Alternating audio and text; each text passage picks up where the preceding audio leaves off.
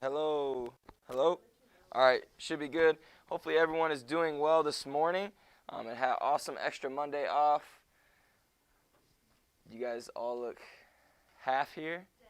Kind of like back in school, but you're like, oh man, I forgot we had school. So now you gotta make sure you did all your homework and stuff. Uh, well, I hope you're all doing well. Got extra rest. Maybe enjoyed some time with family, friends, whatever you did. I hope it was fun. Me and Miss Coral went to work out yesterday, and we were relaxing. We ate kind of brunch. We didn't really have breakfast. We woke up, did some things, and then ate brunch. And then I didn't really eat anything. And then we went and worked out around 3, so I should probably eat one more time. But we get there, and I feel great. We're going. It was leg day, and then like in the middle of the workout, I just start getting real dizzy, and I'm like, man, I do not feel good. But I'm like pushing through. She's like, are you okay? I'm like, yeah, just give me water, give me water. And I just kept on drinking water. But then by the end, I swear, like I was just like exhausted to the point, and I usually don't, that doesn't happen to me. Certainly not lifting weights, maybe running, but not lifting weights. And then after I was like, Mrs. Coral, obviously, I was like, Hannah, I was like, give me a second, you go to the car, I'll be right out.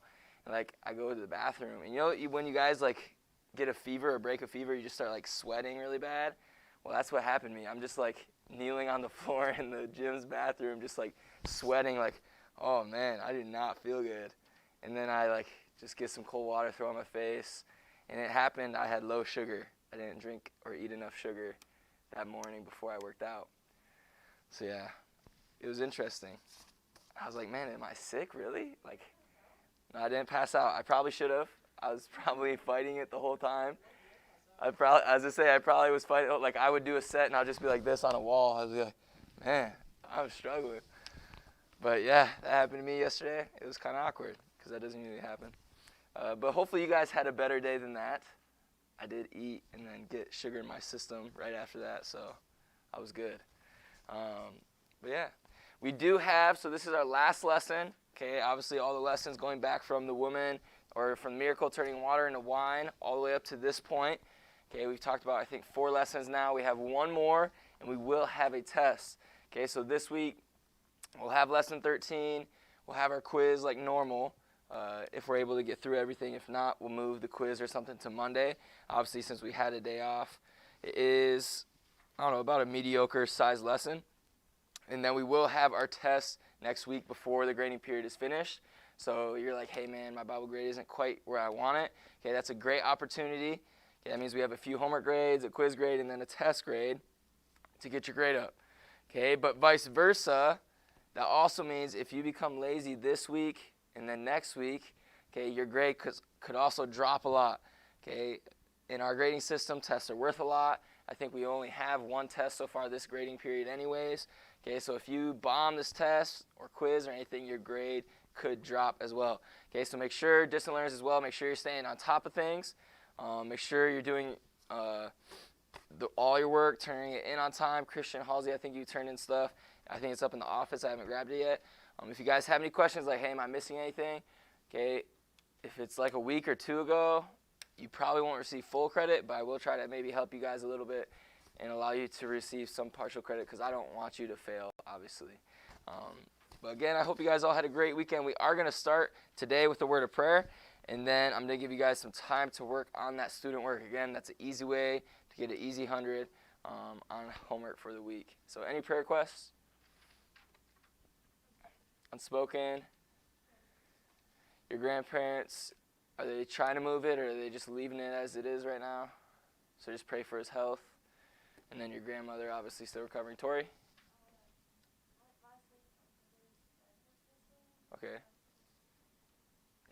Is there any updates on it at all or still just missing?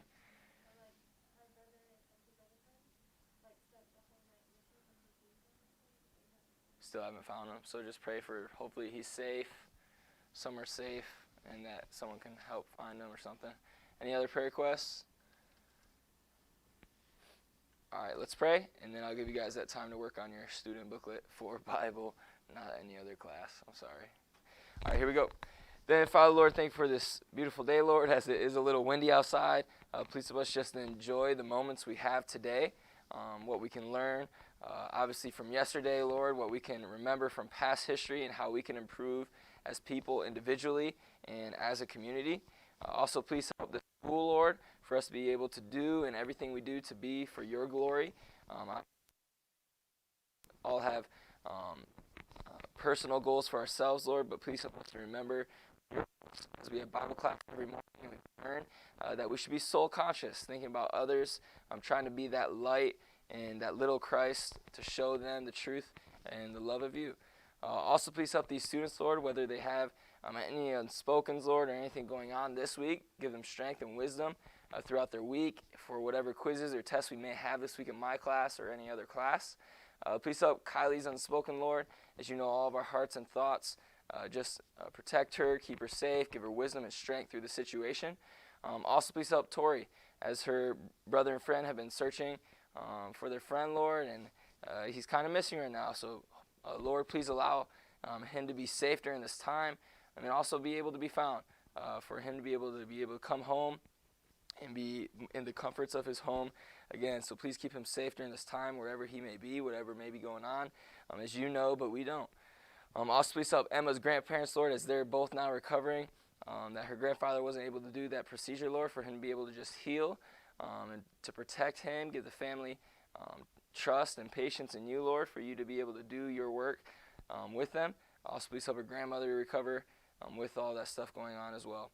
Please help all these students, Lord, and the discipline learners for us to finish strong in this grading period, to allow us to have good grades on our resumes for those who are going to college, Lord, in our futures. In Jesus' name I pray, amen. All right, I'm going to give you guys about the next 10 minutes. So 8:50 we'll be back to work on that Bible student booklet. Okay, the section shouldn't be too long, but there is a good amount of work. I think 6 questions or something like that. Let's see, 1, 2, 3, 4, 5, 6 exactly. All right, so work on those for the next 10 minutes, distant learners as well. Work on those student booklets. To do this today, tomorrow, but remember that still is due Thursday. I know we didn't have school on Monday, so that's wisely. That's why I'm giving it to you. Okay, don't just waste it. Yes, ma'am.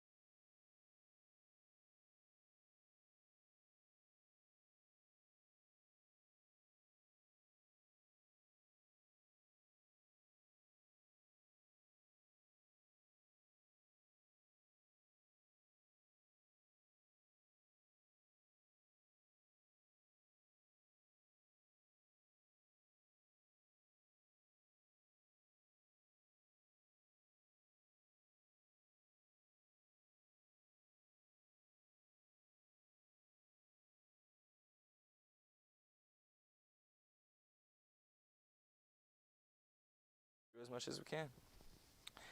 All right, welcome back, distant learners. Make sure you put your name back in the chat so I can know you're back. We are going to cover a few notes today, not too many.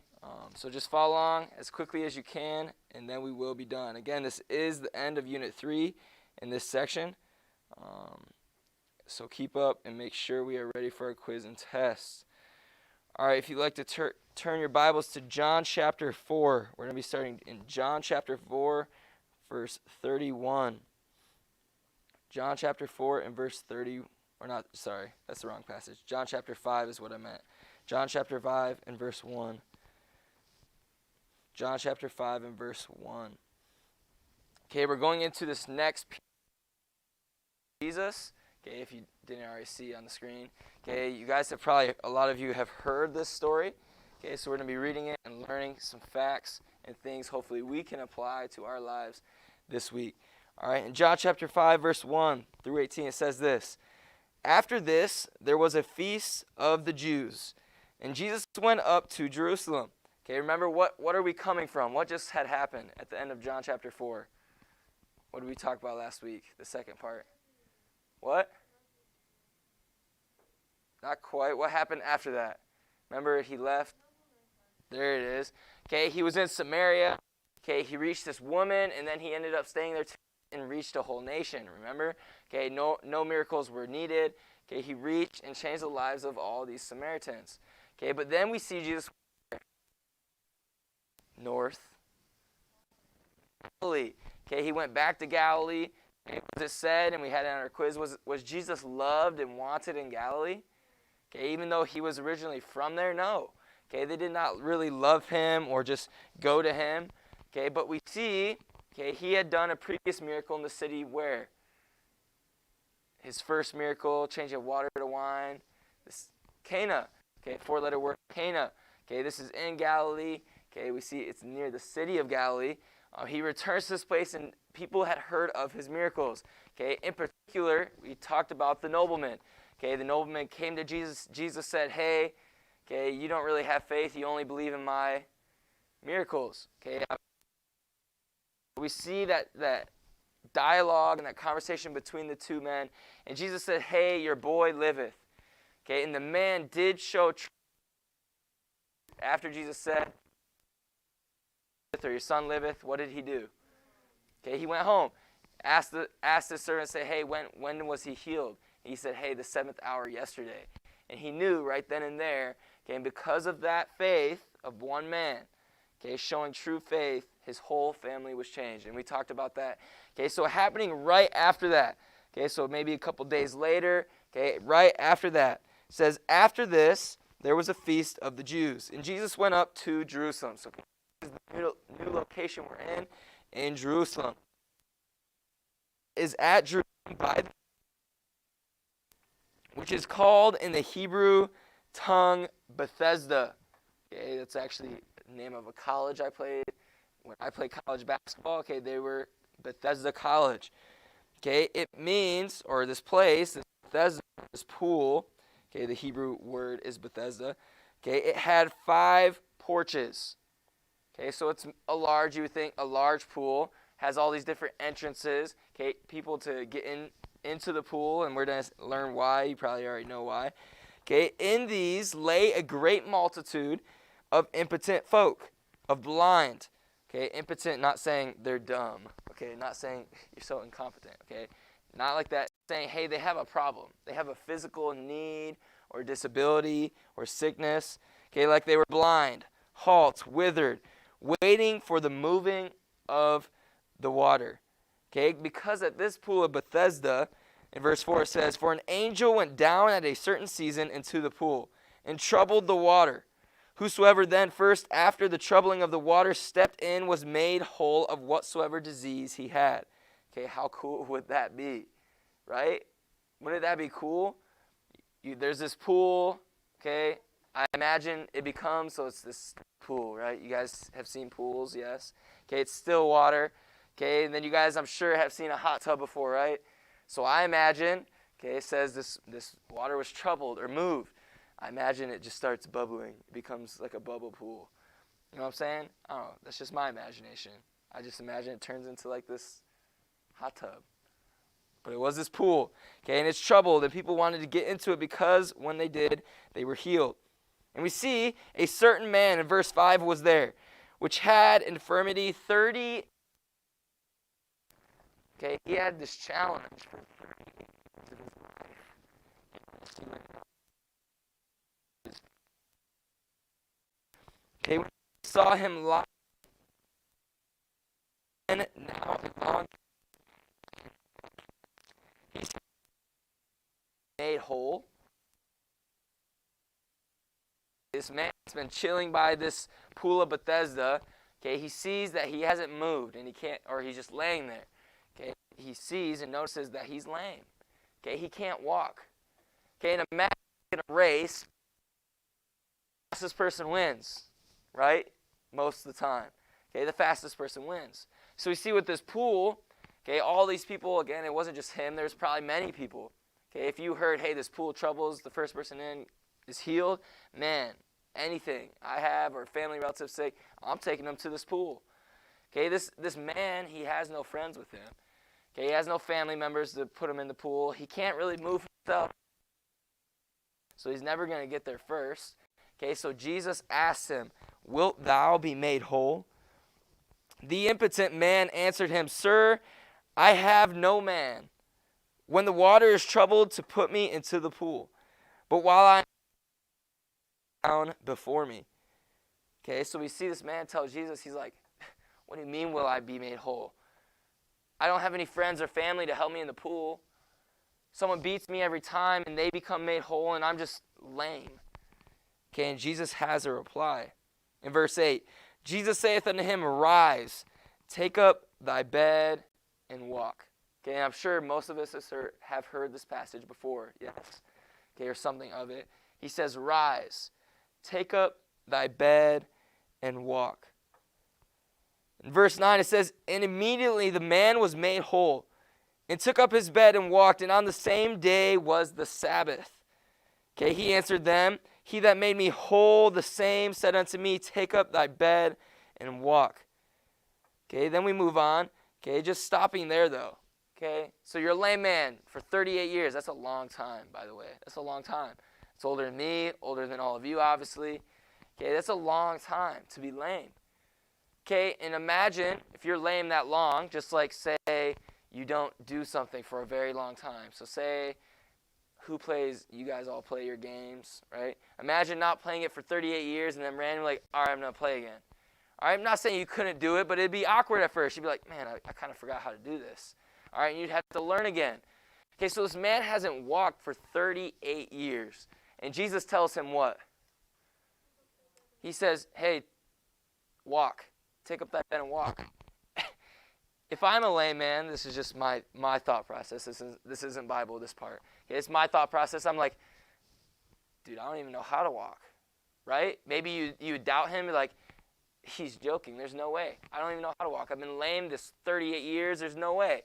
Okay, but this man, Jesus said, take up thy bed and walk. What did the Bible say he did? And immediately, it says, and immediately in verse 9, the man was made whole. It wasn't 10 seconds later, 10 minutes later. It wasn't like a week later. Okay, he built his strength back up, and he was able to walk again. Okay, no, it says, and immediately the man was made whole and took up his bed and what? And walked. And on the same day was the Sabbath. Okay, and we're going to talk about some of these things. Okay, but let's just go to the first note. That was some introduction. We'll read some more of that passage later on. Okay, remember, our verses for the week is verse 8 and 9. Jesus saith unto him, Rise, take up thy bed, and walk. That should be real easy. And then also verse 9, And immediately the man was made whole and took up his bed and walked. And on the same day was the Sabbath. Those are our verses for the week. Be ready for those Thursday. Okay, we don't have a ton of time, so we're going to get through as much as we can. Again, if we aren't able to, bless you, finish the notes this week, we'll finish them this week. Maybe review on Monday, take our quiz Tuesday, review for our test Wednesday and Thursday, and then have our test on that last day of grading period. I think that's what will work best. Okay, but looking back on these past 5 years of Christ's ministry, all right, with this passage, okay, a little review, and I've already reviewed some. Okay, reviewing what we've studied so far. Okay, again, this is our whole unit, going all the way back to the changing of water to wine. All right, just a little bit more time. Stay with me. Okay, we see first Christ cleansing the temple. Remember, the Bible says he had righteous anger. Okay, what was happening in the temple? People were selling what? Okay, they were selling sacrifices and goods in the temple. Okay, and are selling sacrifices or things to sacrifice to the Lord a bad thing? No, but it was the location that they were doing it. Okay, the place in the temple was for what? It was for worshiping God. Okay, not selling of your own goods, not to draw or take away from the attention of God. The temple is all about God. Okay, and we see that, and we talked about that. Listen, we also saw Christ meeting with Nicodemus. Okay, what summary? Someone give me a quick summary other than just Esther. Okay, Michelle, you've been doing well as well. So someone else, what happened with Nicodemus? Just quick summary. Okay, obviously they had a conversation. Who was he, and what did he talk about? Jesus to Nicodemus. Good. Good, Sanhedrin. Okay, what was like the conversation though? What was like the topic of the conversation? The analogy. What did you say? Born again. You said it too. Born again. Okay, Nicodemus asked, can a man be born twice? Can he go back into his mother's womb a second time? The Bible says. Okay, and obviously, no, you can't. Okay, my mom is 5'2", a real skinny lady. Okay, thankfully I was blessed with her being skinny, because when I get older, I'm going to get fatter. So luckily, I'm still skinny. Okay, but my mom's 5'2". There's no way that I'm going to fit back into my mom. It would be impossible. She would explode. Okay, there's no way. Okay, so Jesus tells him, he's like, hey, no, we're not talking about a physical being born again. We're talking about a spiritual. Okay, how you are full of sin and that you can be born again by trusting on me, believing on me. That the old man, and we see other analogies, the old man can be put away and the new man can be put on. All right, we see being born again, wash your sins away. Okay, we also talk about Christ meeting with the woman at the well in Samaria. Okay, this one should be a little more fresher. What was the example or analogy we have there with the conversation? Living water. And he says, Jesus told her, hey, if you drink of this water, you'll never thirst again. She's like, whoa, I have to drink this water and I'll never have to drink water again? And Jesus is like, no. Child, listen. Linda, listen. All right? I'm not talking about a physical water.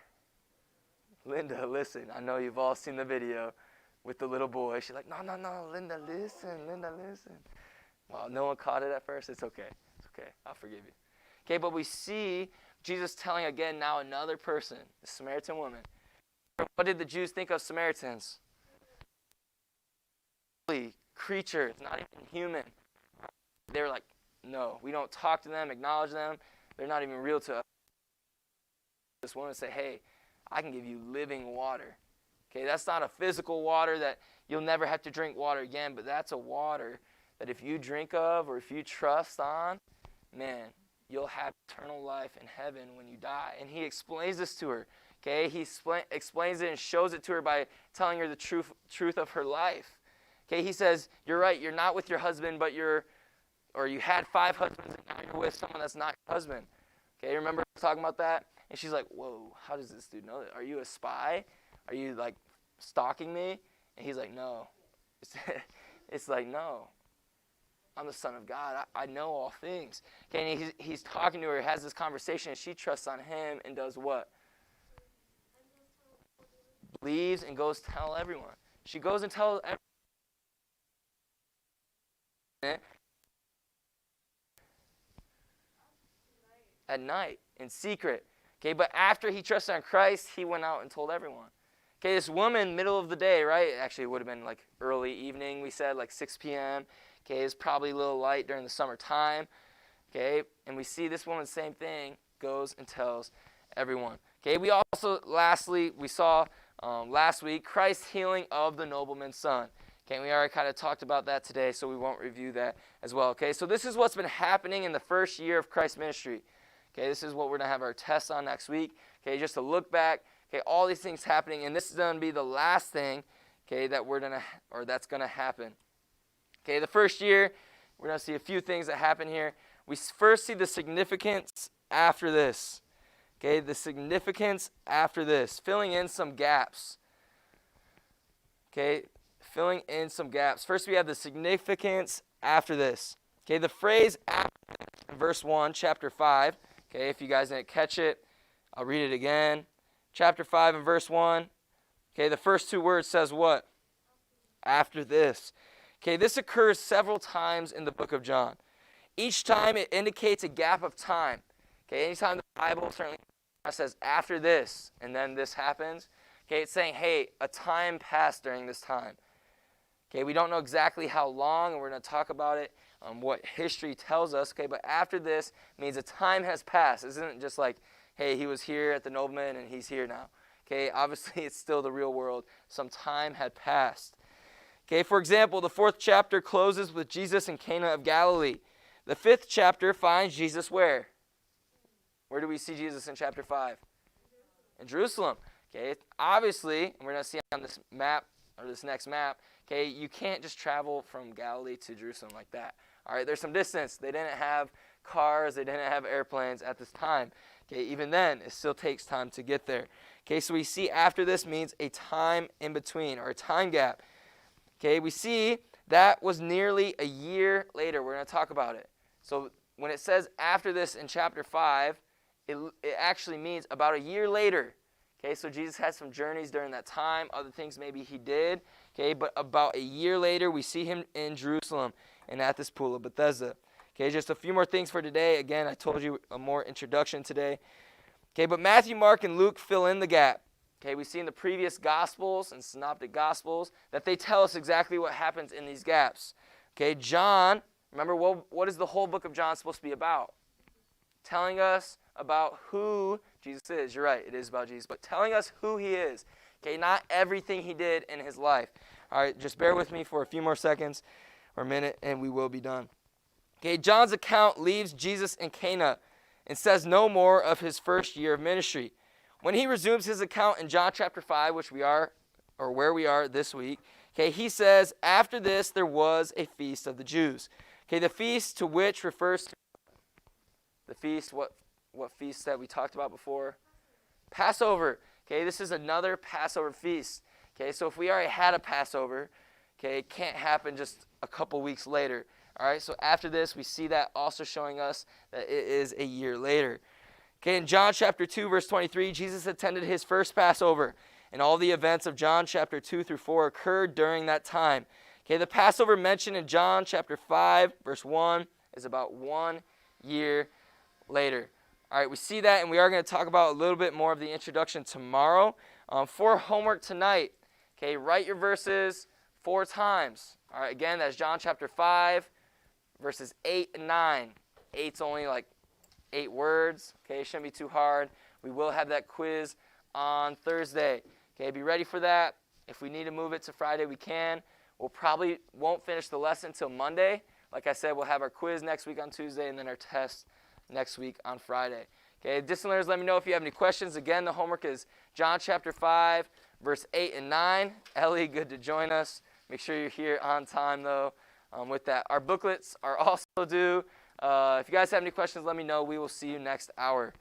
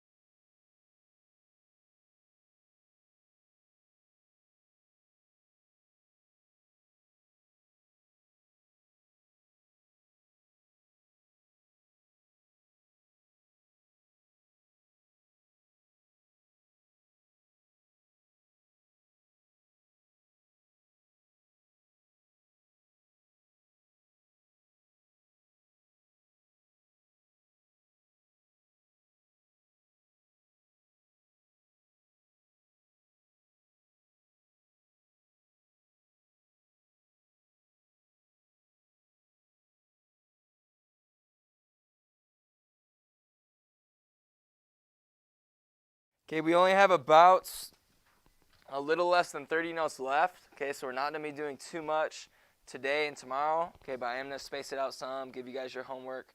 That'll give you guys plenty of time to finish it in class. Okay, but we will have that test on Friday. It will be over chapters 10 and 11. Okay, so not as many chapters, but as you see, this chapter was a little bit longer.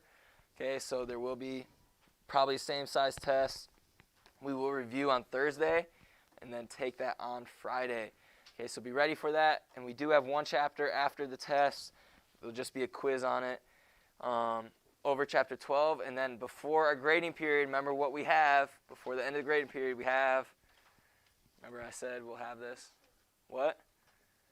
Yeah, your final exam tests or review tests, okay, which will be most likely over everything in this book. Given the government book is only supposed to be one full semester, because of COVID and starting later, we weren't able to finish it. Okay, but does that all make sense? If it doesn't, it will as time goes. But for now, we have a test on Friday. Be ready for it. We're going to finish the notes tomorrow and then be done with it. All right, we are on note 108. So discipliners, again, throw your name in the chat. Good to see Jake, Christian. I don't know what Heyo, or however that would be pronounced, Hewo. It's kind of like hello. All right, hopefully you guys doing well. Make sure you throw your names in the chat. Okay, you can't just jump on and then get off the chat. That does not count as being present, just so you know. Okay, but we did leave off talking about zoning. I guess I'll start on that one. Last week, okay, what it was. Okay, we're going to be talking about some of these different areas, residential, commercial, industrial. Okay, hopefully you guys can notice it sometimes in your area. Okay, I went to, what is that called? Rancho Cucamonga or whatever, right? Is that what it's called? Is that how it's pronounced?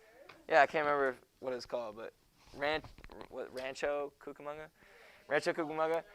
The mill, wherever the mill is. Okay, you know the mill? That mall there.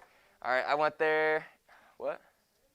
Yeah, Ontario Mills. It's like right there in Rancho Cucamonga. Yeah, I just call it the Mills. I don't know. Remember, I'm a newbie here, okay? Don't judge me. Don't judge me. Okay, certainly here, I was in college in LA. I wasn't in college here. But, okay, I was there, and it was kind of cool. Okay, we talked about this on Friday. So while I was there on Saturday, okay, I was talking to Mrs. Cora. I was like, hey, I was talking about this zoning thing, and you see it. Okay, hopefully maybe you can see it here as well. You see like how certain areas are full of houses, residential. Okay, then you have like business, factory, okay, all those things, industrial. Okay, then you have commercial like shops, stores, the mills, Ontario Mills.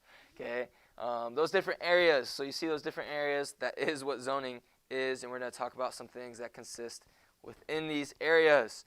All right, which leads us to note 108 is where we left off, I believe. So hopefully you have your notes. Pull them out. If not, follow along closely, as you will need some of these things for the test on Friday. Okay, suburbs. Okay, obviously suburbs would be part of what in the zoning? Residential. Okay, suburbs are the developed areas outside of the city limits, okay, where lots of people live. Okay, it's not usually where the town, like we have Old Town Banning or whatever it's called, right? Old Town down there. Okay, you don't have houses really there. Okay, they're a little bit outside of that city. Obviously, if it's a bigger city, then the residential and suburbs are even further away. Okay, like in a city like Chicago, obviously you have apartments and areas in the city. Okay, but then you have the suburbs. Okay, around the city in different areas. Okay, sometimes a city extends its city limits by annexing suburban areas. Okay, it requires the approval of voters in the area to be annexed. Okay, this would be something that would be voted on in your city for these different things. Christian said it's hello with a W. Hello. Sometimes I read their things like 10 minutes later. I think Ellie's back off the chat. Hopefully not. All right, so just know, pretty common sense, okay, this would be something that would be voted on as you expand a city. Okay, they'll expand the residential area. Okay, we also see a type of powers that deal with these things. Okay, it's called extraterritorial powers. Extraterritorial powers. Okay, these are certain regulatory powers outside their city limits. A city may have some jurisdiction over sanitation or fire prevention in areas adjoining its boundaries. Okay, so just know what that term goes with, what it deals with.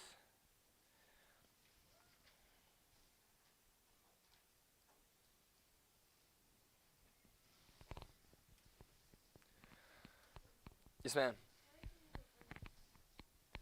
What does it mean by what? Annexed. Basically saying, for the last note, you mean? By like separating or like annexing it from. Does that make sense? So like it extends its city limits by annexing or like calling out this area and then separating it from. Does that make sense? I was looking at this and I was like, there is no annex in this one, so it's the last one. Okay, but know what these extraterritorial powers are, what they deal with. Okay, again, more things in these different zoning areas. We have a metropolitan area, okay, which is a major city and the populated area surrounding it, okay, which may include smaller towns. Metropolitan area. Okay, there is a difference between, okay, these rural or suburban, okay, or these different areas to a metropolitan. I cannot say it really well. Metropolitan. I can say it, but I'm trying to say it fast. I'm messing up. Metropolitan area. All right, sometimes, okay, when cities, again, this deals a little bit more with larger cities, okay, it can help or deal with smaller towns sometimes, okay, but when a smaller town is kind of like right by the city, okay, just like in LA or, like I said, Chicago, you have surrounding areas or these small towns that surround it. Sometimes these areas are part of this metropolitan area. Obviously, sometimes they're separate, so you have to know the distinction between the two. But basically, you just need to know what a metropolitan area is, which common sense, major city area.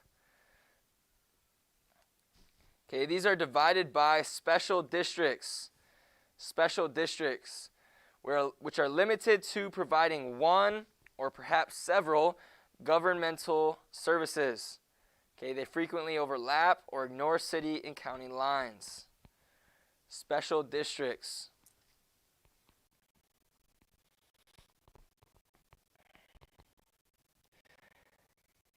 Okay, by far the most common special district are school districts. Okay, there are some 15,000 of these in the United States. Many other special districts have been created to provide for police and fire protection, water or electrical service, mass transit services, sanitation, or recreational facilities. Okay, many special districts also provide services in rural areas. Special districts are in the rise across the nation. Okay, so just know a special district, okay, limited to providing one or perhaps several governmental services, okay, like we already said, policing, firefighters, schools, all these different types of things, transportation. Okay, just know they frequently overlap or ignore city and county lines. Okay, they deal with more than just their area frequently. That's why it says frequently. Okay, so moving on to our last section for this chapter, the financing state and local government. This is our last part of state government. Okay, government must have money to function. Okay, just like anything in this world. Okay, sadly, we do need money to function. Okay, you want groceries? What do we need? Money. Okay, your car needs something to be fixed. You need money or the knowledge to fix it, which you still have to buy the parts to fix it, which costs money. Okay, so you do need money, just like the government must have money to function as well. Okay, the more functions it performs, okay, just like the more groceries you have to buy, the more things your car needs to be fixed, okay, the more what? The more money you need. Okay, so the more money it must have. Okay, state and local governments get much of their money through taxation. Whoa, would never have guessed that one. Okay, through taxation. Okay, California, people make more, things cost more, taxes are more. Gotta love your state. Okay, approximately, everyone go with this one? Yes? Okay, approximately 1/4 of all tax money paid by the American people is paid to states and local government. Okay, obviously a lot of it does go to federal. Okay, it goes to your country. Okay, but approximately 1/4 of all state or tax money paid by the American people is paid to state and local government. As of 1992, up to this point, okay, the 50 states and their local governmental units were collecting about 1.4 trillion a year in tax revenue. Okay, you're like, wow, that's so much money. How are we still in debt? Because of bad budgeters.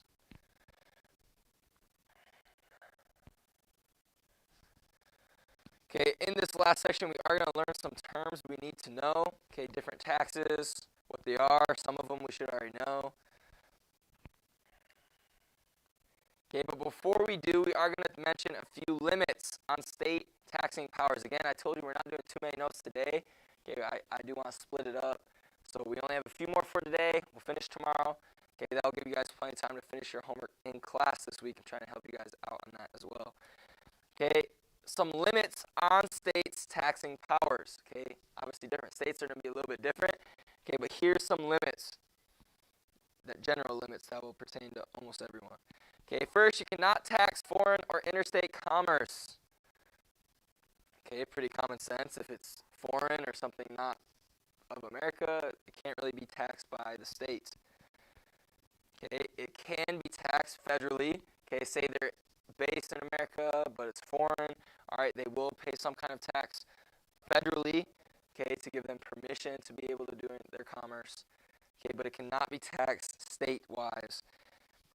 Okay, secondly, we see it cannot prohibit or prohibited unreasonable taxation. Okay, there can't just be random taxes, although it seems like it sometimes.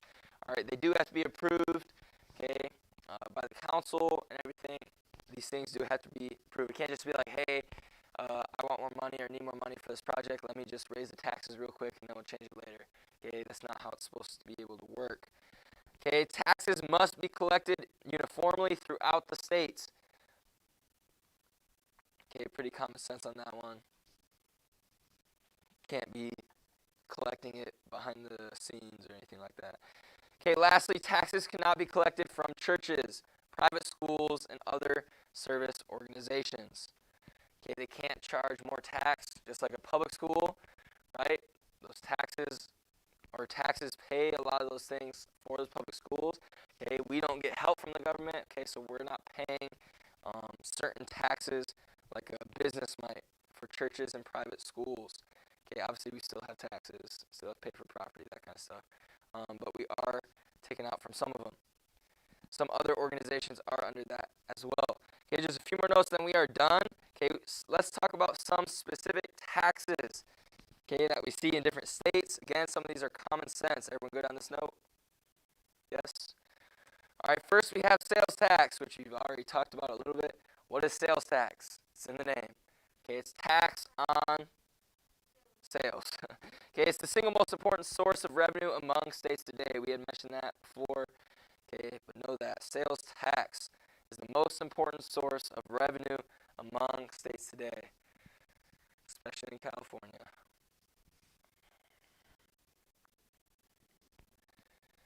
Okay, general sales tax. We have two more notes for today and then we'll be done. General sales tax is applied to the sale of most products. Okay, most states exempt certain items, foods and medicine, from the tax.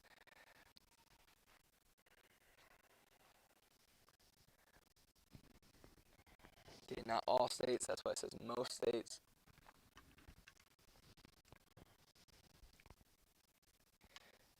Okay, and last note for today, we also have selective sales tax, so no general sales tax. Okay, and then selective sales tax are put on items such as gasoline, tobacco products, alcohol beverages, and certain other commodities. Okay, know the difference between those two terms. You will need to know that for our test on Friday. We'll review as well. Okay, be ready for that.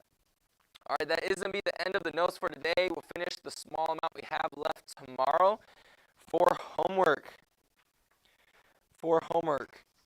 You guys should have done, I believe, page 217 already, correct?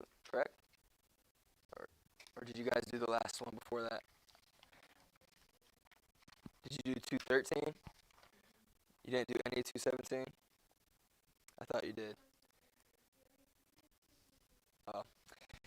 Well, then I thought I gave you some of 217 already. That's okay.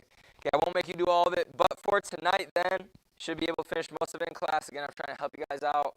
I want us to be able to get our grades in, you guys to be able to finish the grading period well. Okay, you have plenty of time to finish in class, but page 217, okay, 1 through 5 all. Page 217, 1 through 5 all. Okay, existing learners again, page 217, 1 through 5 all. We won't have a quiz tomorrow, but we will have that test on Friday. Again, turn in your homework. Make sure everything's turned in. If you have any questions, let me know. Okay, if grades aren't put in or you're missing, all right, it just means I haven't graded it yet. Okay, so give me time. I'll get those done this week. I have till next Friday since that's the end of the grading period. Hopefully you guys are doing well. Let me know if you have any questions. Okay, you are dismissed from this class period video, but make sure you're working on that homework. You can send it to me when you are done. All right, if you don't have it, let me know. We will see you tomorrow.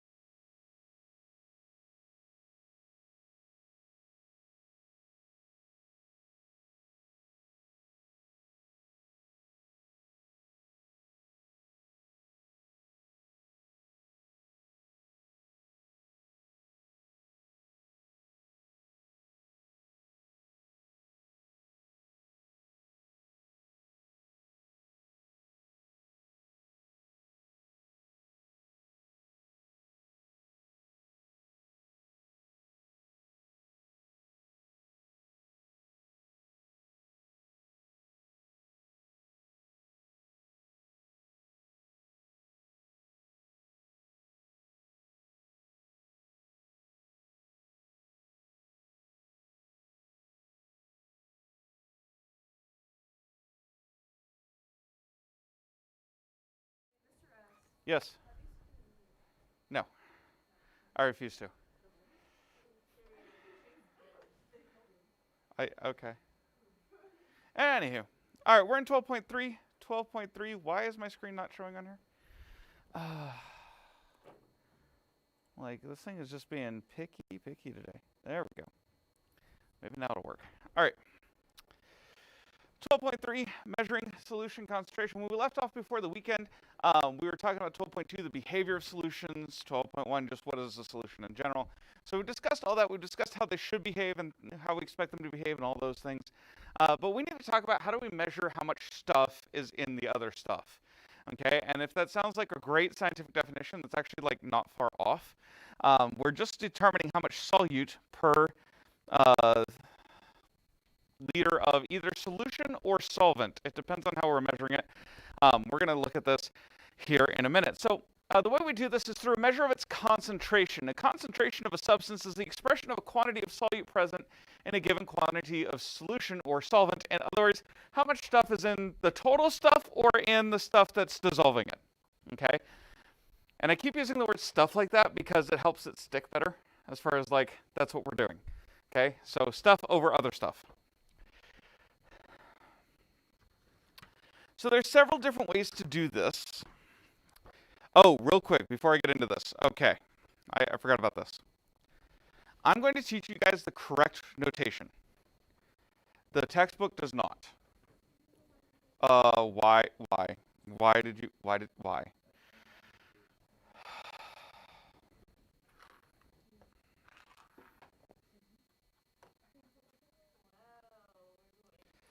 Whoops, too far. All right, so this is just the general form of what we're going to talk about, okay? That's the definition of concentration. But we're going to look at the notation of two things called molarity and molality. Yes, the only difference is a consonant. Woo! All right, so good luck. You just have to remember which one's which. The main reason why I do this is because, first of all, they were using symbols that we already use for other things.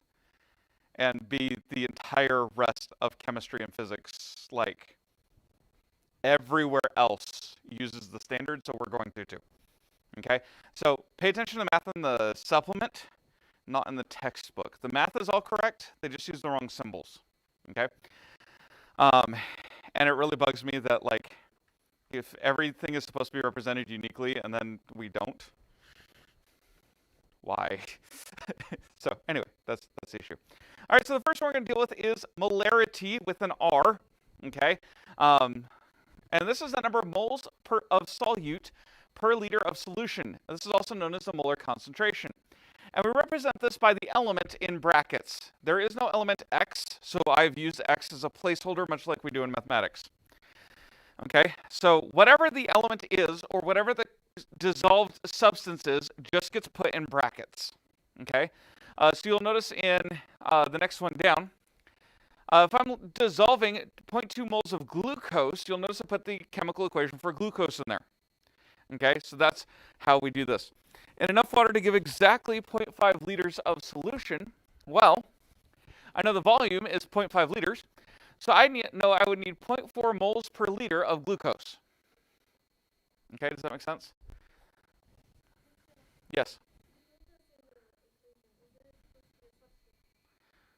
Say that one more time.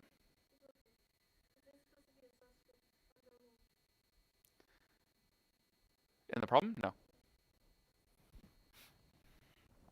Okay, so this is how we represent it. The molarity here would be 0.4 moles per liter. We can also use this, as another example, if we use table salt. First of all, if we have grams, we have to convert to moles, just like normal. Okay, so this becomes 0.09 repeating moles of sodium chloride. And so the molarity there becomes about 0.4 moles per liter. It's not always 0.4, by the way. This just happens to be those two examples. Excuse me. Does that make sense? Okay. My biggest problem with the book's notation is the book uses a capital M instead of the substance in brackets. Okay, and the problem with that is that capital M is already used. And it's not just already used, it's used in something we need for the next, like in order to do the math. Like in this chapter. Why?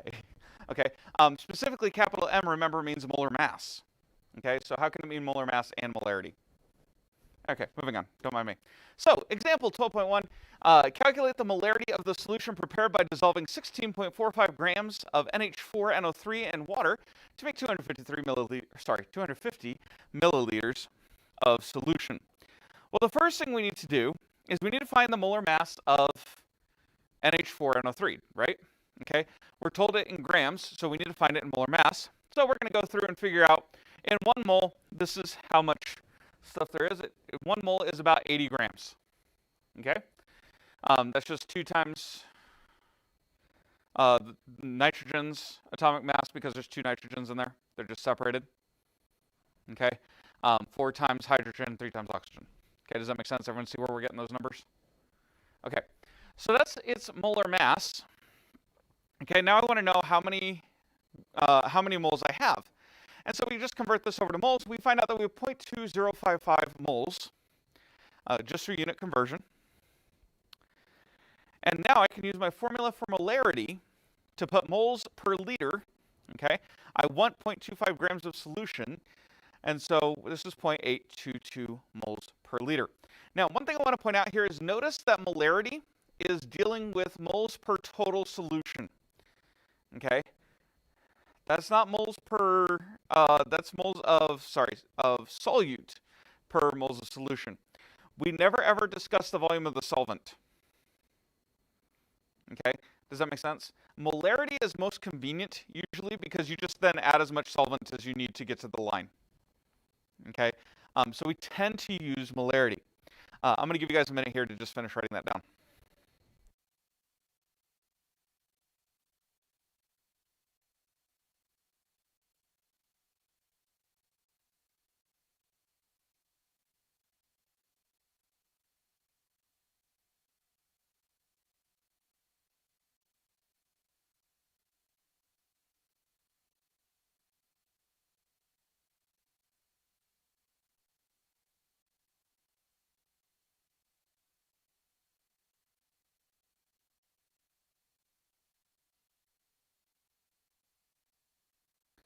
To answer the question in chat, no, moles and molar mass are not the same thing.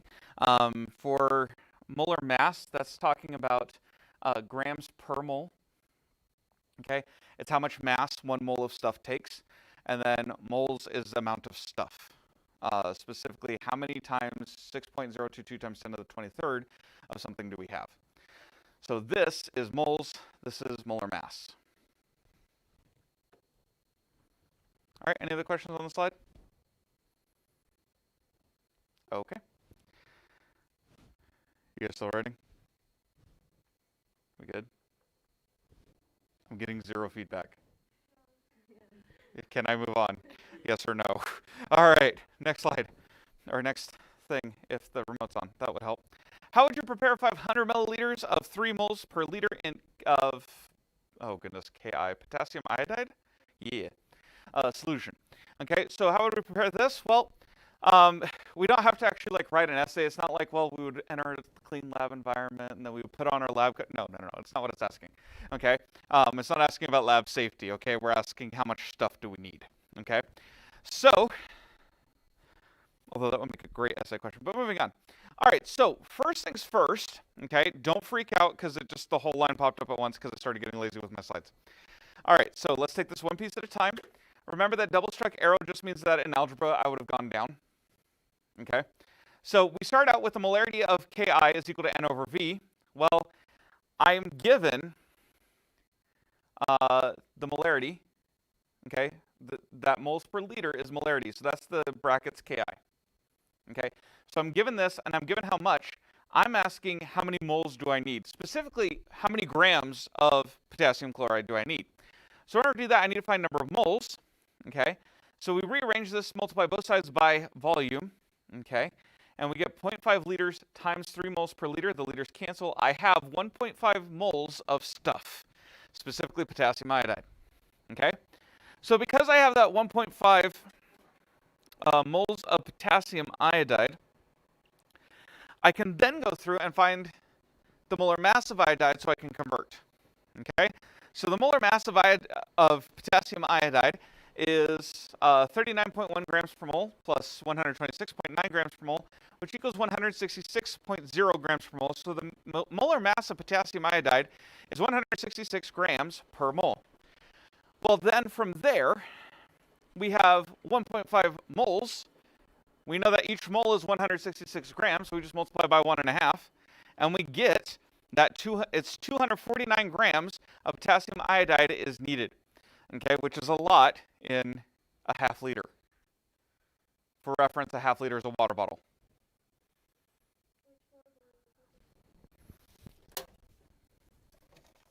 That's fair. That's a fair question. One of these. That's all. That's a half liter. Have you ever wondered why it's 16.9 fluid ounces? Because they converted from 500 milliliters. That's it. That's the only reason. This is exactly half a liter. So anyway, yeah. So you would need like 250 grams in that. Okay, that's a lot as far as weight. Sorry, excuse me, mass. I mean, it's not that much, but still quite a bit.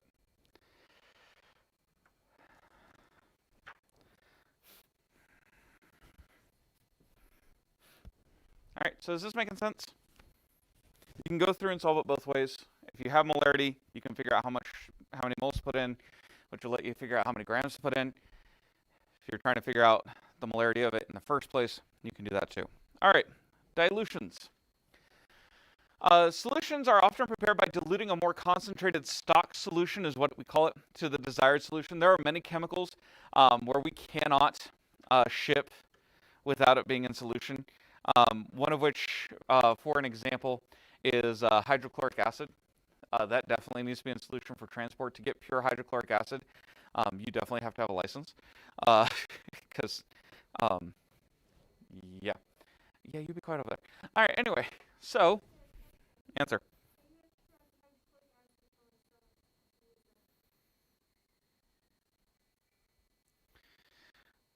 Okay, I'm sorry.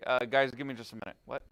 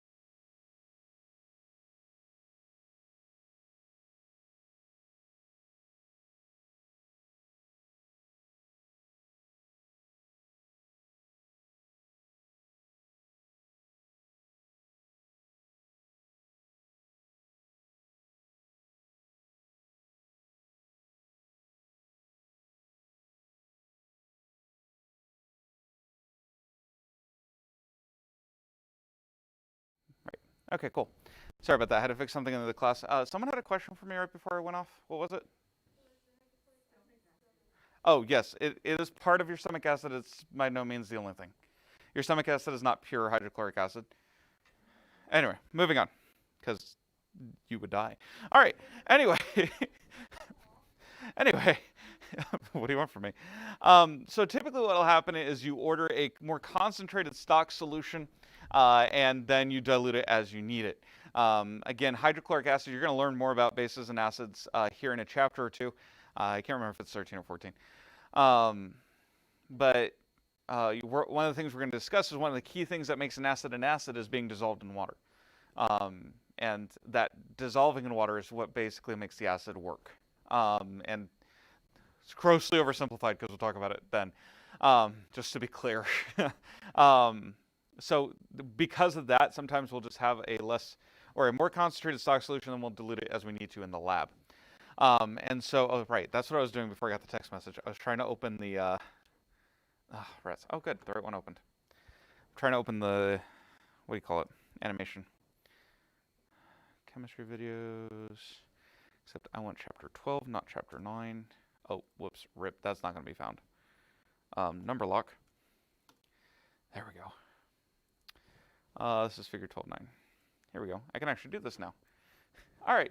Dilution of solutions. Basically, we start out with stuff in there, and then we just add more solvent. It doesn't dissolve it more. That wouldn't be the correct way of wording it. But essentially, notice there's still the same amount of particles. We didn't add more solute. We didn't take away any solute. The solute is the exact same, and that's why I really wanted to show this animation. Okay. Yes, you're adding more solvent, but the amount of stuff in there is the same. Okay, does that make sense? So it's just got more stuff to swim in. Okay, you don't become less of a person by hopping in the pool versus getting in the bathtub. Like, you're still the same amount of you. Does that make sense? Doesn't matter how much water you're in. Okay. Never mind. All right. So, like, you don't suddenly disappear in small bits. And okay, basically what's happening. All right. So because of that, we have to make sure that we keep in mind that the amount of dissolved stuff is the same before and after. Okay. So the moles before dilution equals the moles after dilution. Okay. We're not talking about solvent. We're talking about the solute. Okay. Does that make sense? That's the key. So I know that my moles is equal to volume times the molarity. Okay. So if I'm going to change the molarity, I'm going to change the volume because I can't change N. Does that make sense? Unless I add more solute, but that's not what we're talking about. Okay, does that make sense? So that's the opposite of dilution. All right, so in this example, yes. Not always.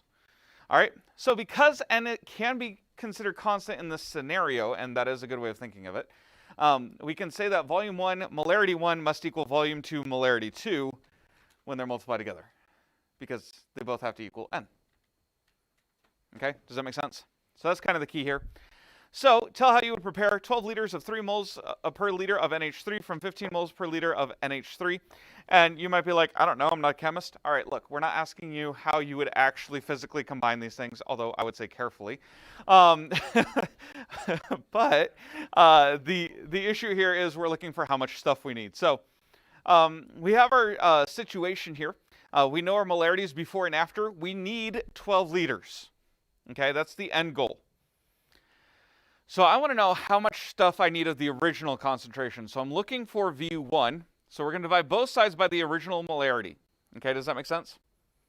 Does everyone see what we're doing? Okay, then we plug in. The second volume is 12 liters. The second molarity is 3 moles. We're going to divide that by 15 moles. When we do all that, we know we need 2.4 liters of the original stock solution. Okay, if I need 12 liters, think bucket. Okay, except not the 5-gallon bucket. You'd need more than that. Wait, hold on. 5 times 4 is 20. Actually, you could do it in a 5-gallon bucket. Okay, liters versus gallons. Okay, it's a pain.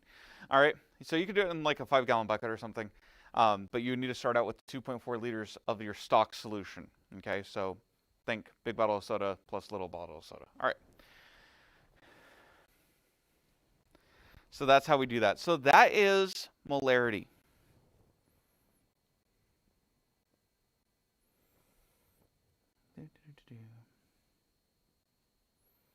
Okay. So we can do that as needed. And again, molarity tends to be the more common one. In this class, we'll kind of treat them both a little equally, especially with problems. Okay, does that make sense? So you get used to both. Molarity after this is going to be kind of the go-to. Okay, but there is another way, and I would be remiss if I didn't teach it to you. Okay, that's kind of the situation here. The other way is called molality. Okay, molarity has an R, molality has an L. Okay, and is represented by the lowercase b. Because chemistry. This is the number of moles of solute per kilogram of solvent.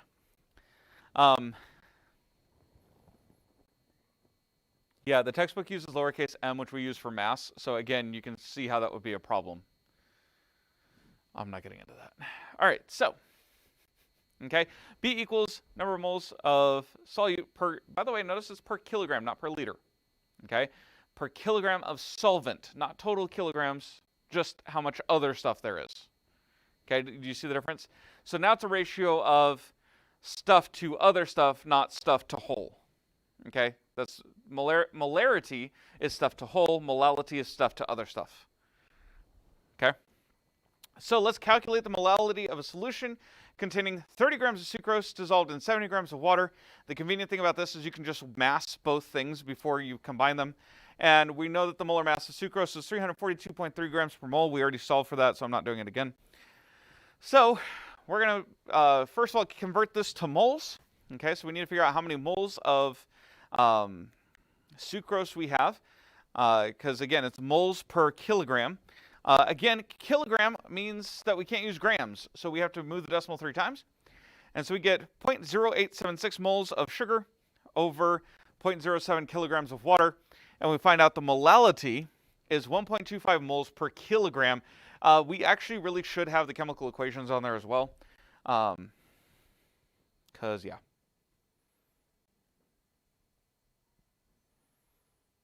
Yeah, whoops.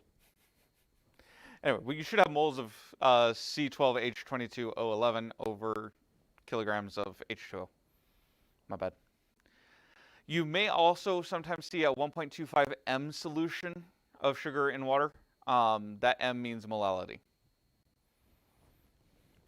But notice that M is being used as a unit.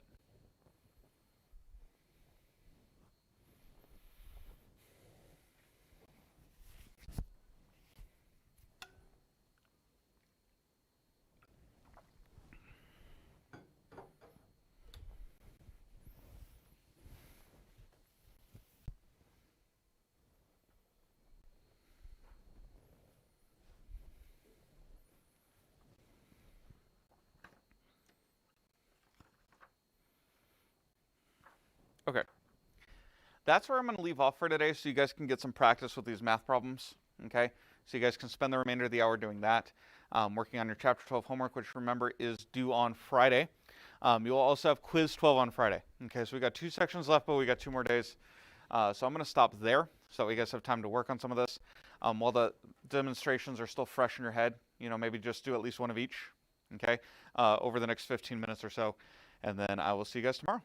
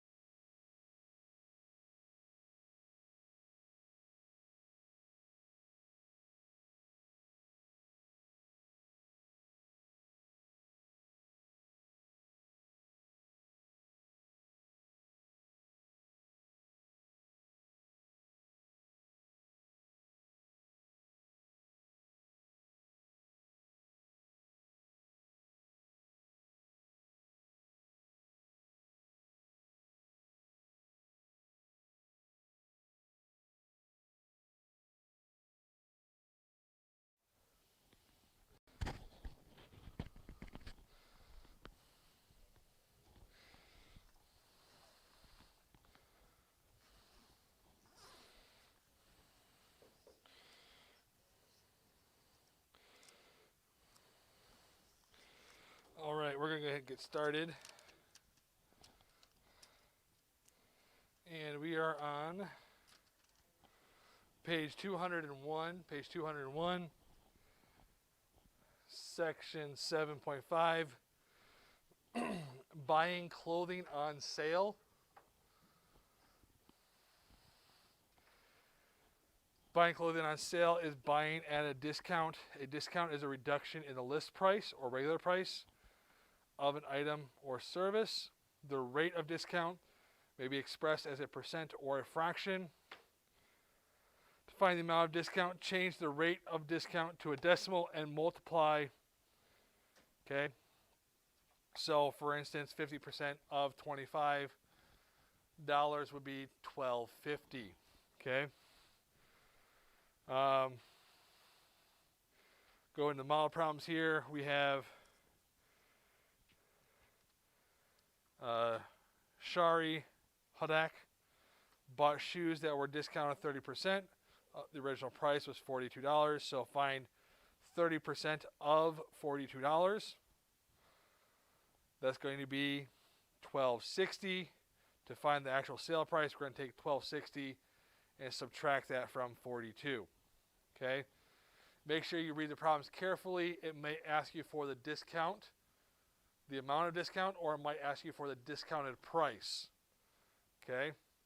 The discounted price is different because it is the list price or the regular price minus the discount. The amount of discount is just the discounted amount, okay? The discount. Homework, again, because this is fairly simple. If you have any questions, you can feel free to ask me. But we're going to go with page 202, problems 1 through 12. Problems 1 through 12 on page 202. If you're distance learning, I will get that on Google Classroom for you here in just a few minutes. Okay? So, give me 1 second.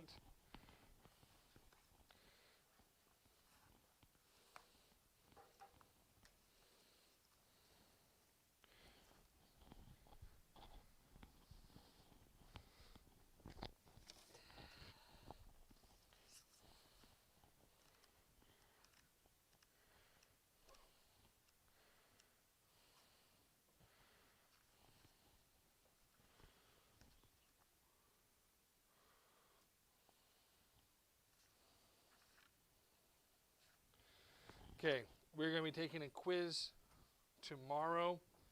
And that's going to be over 7.1 through 7.4. All right, quiz tomorrow, 7.1 to 7.4. We are also going to be doing a lecture as well. So distance learners, make sure you also come on for that. I will send you the quiz tomorrow along with the code. Everyone else, guys can get started on your homework.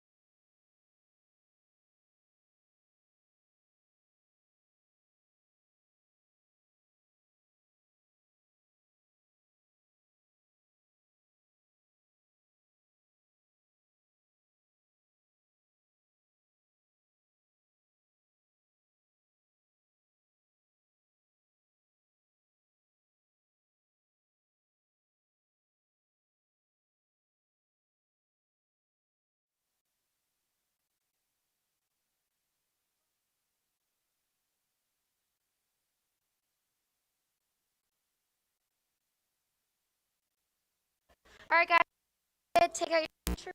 We're starting a new unit. Page number 114, I believe. Yes, 114.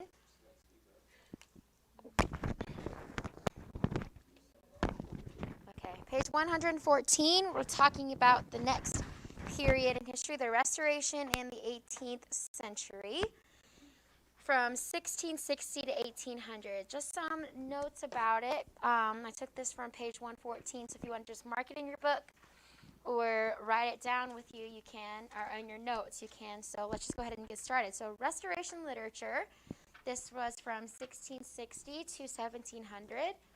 This began when Charles II, he returned back to England from France, and the Puritan influence diminished and English morality reached at its lowest point. So obviously we just finished the Puritan age, where there were a lot of Puritan writing. Obviously they were the ones who believed that the church needed to be purified from a lot of its wrong beliefs that the Puritans didn't believe in. There was the Cavalier poets and the metaphysical poets. You know, the metaphysical poets, they were the ones who kind of wrote on a deeper level.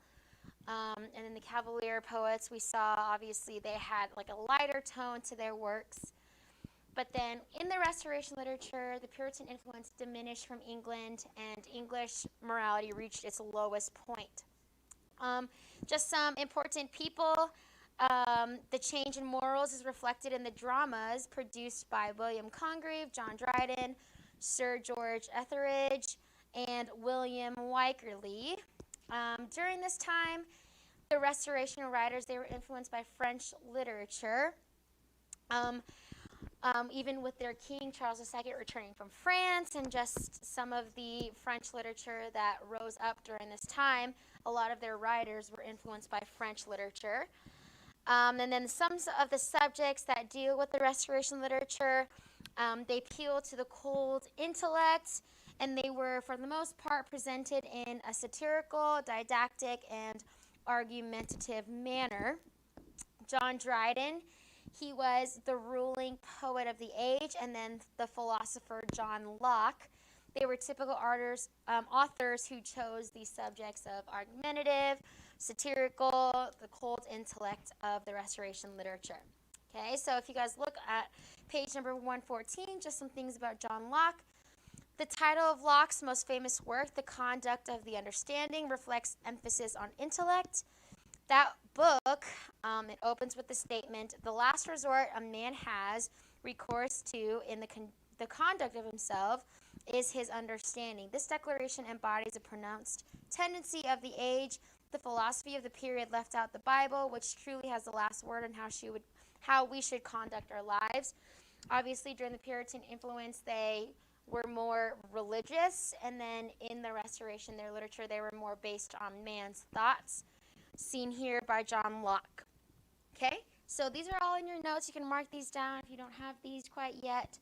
They're just all on page number 114.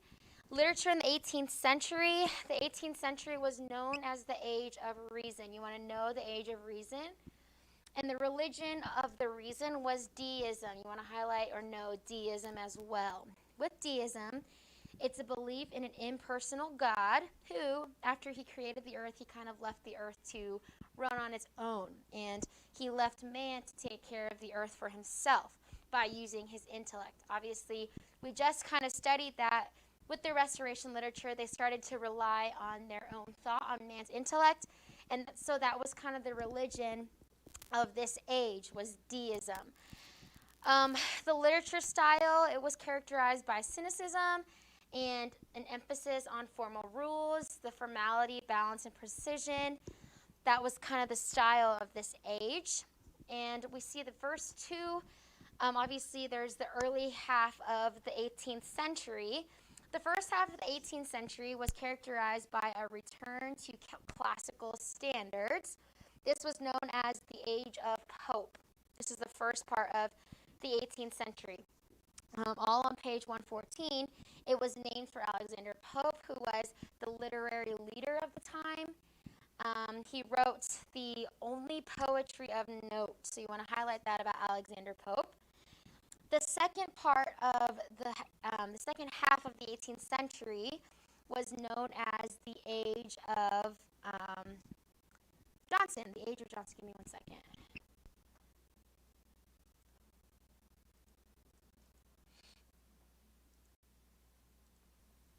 Uh-oh.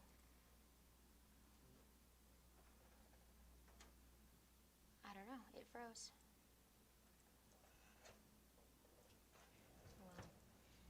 Okay, for those of you distant learning, I think the capture or the screen wasn't working, so.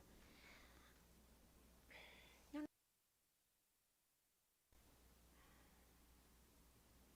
It would be the laptop. That's the one that it's the HDMI is in. I already deactivated it, but tried to activate it again. I don't know.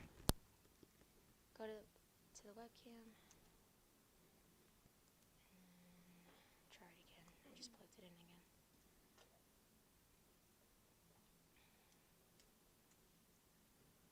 Just go to the laptop.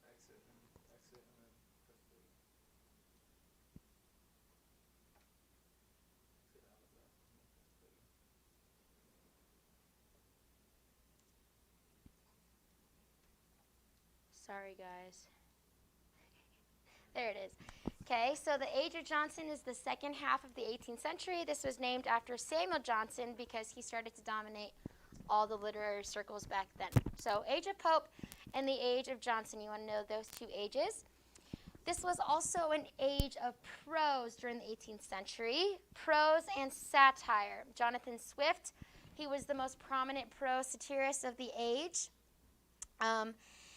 Satire was one of the favorite forms. The writers ridiculed the pretentiousness and superficiality of the time. So if you guys don't know what satire is, it's basically a work that is criticizing human folly with the purpose of correcting it. So the writers, they would write about things going on in the age that they would criticize, but in reality the work that they wrote was supposed to help people realize what they're doing wrong, and that was satire.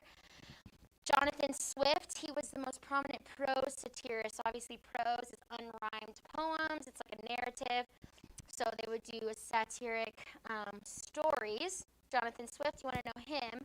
He was the most prominent prose satirist of the time.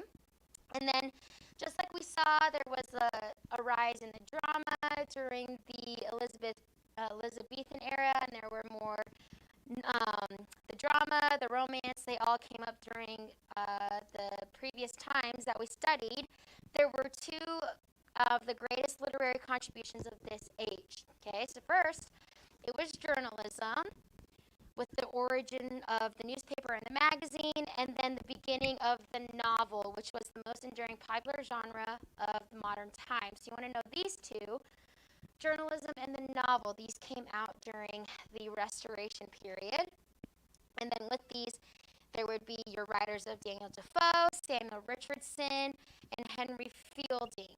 Okay, and then there's just different literature of the age. But you do want to know journalism and novel. Those came out during this time. Jonathan Swift, he was the most prominent prose satirist of the time. And then just some literature that came out during this time. James Boswell, he wrote The Life of Samuel Johnson. This was a contemporary biography. Samuel Johnson, he wrote Dictionary of the English Language.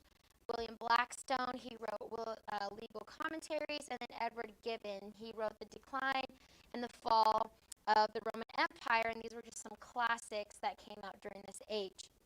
And then also during this time, literature in the 18th century, you don't have to write every single one of these down. You can just mark them in your notes or star them just so that you're familiar with them.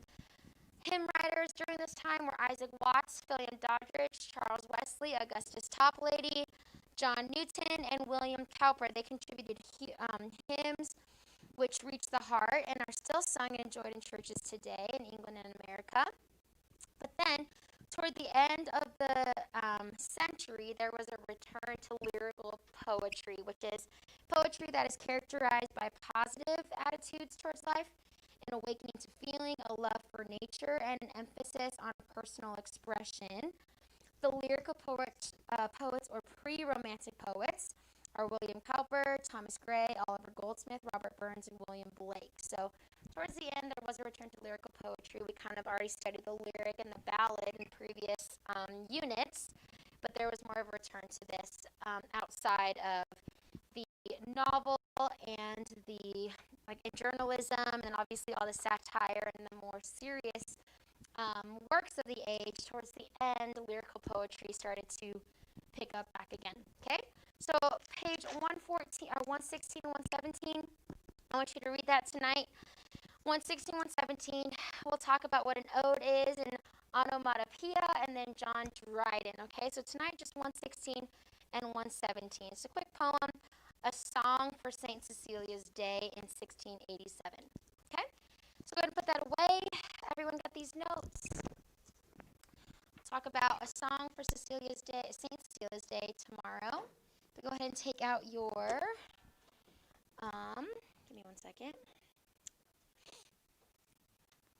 Take out your vocab books, please. Turn to list number 6. List number 6 on page number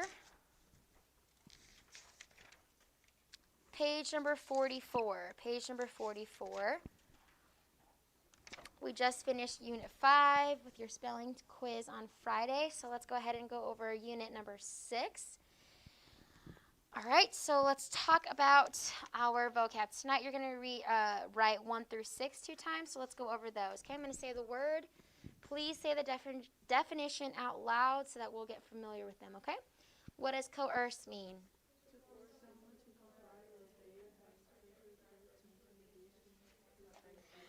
Good, okay? To force someone to comply or to obey, you're coercing them to listen to you. Number 2, corroborate. Okay, to strengthen or confirm by agreeing statements or new evidence. Number 3, discomfit.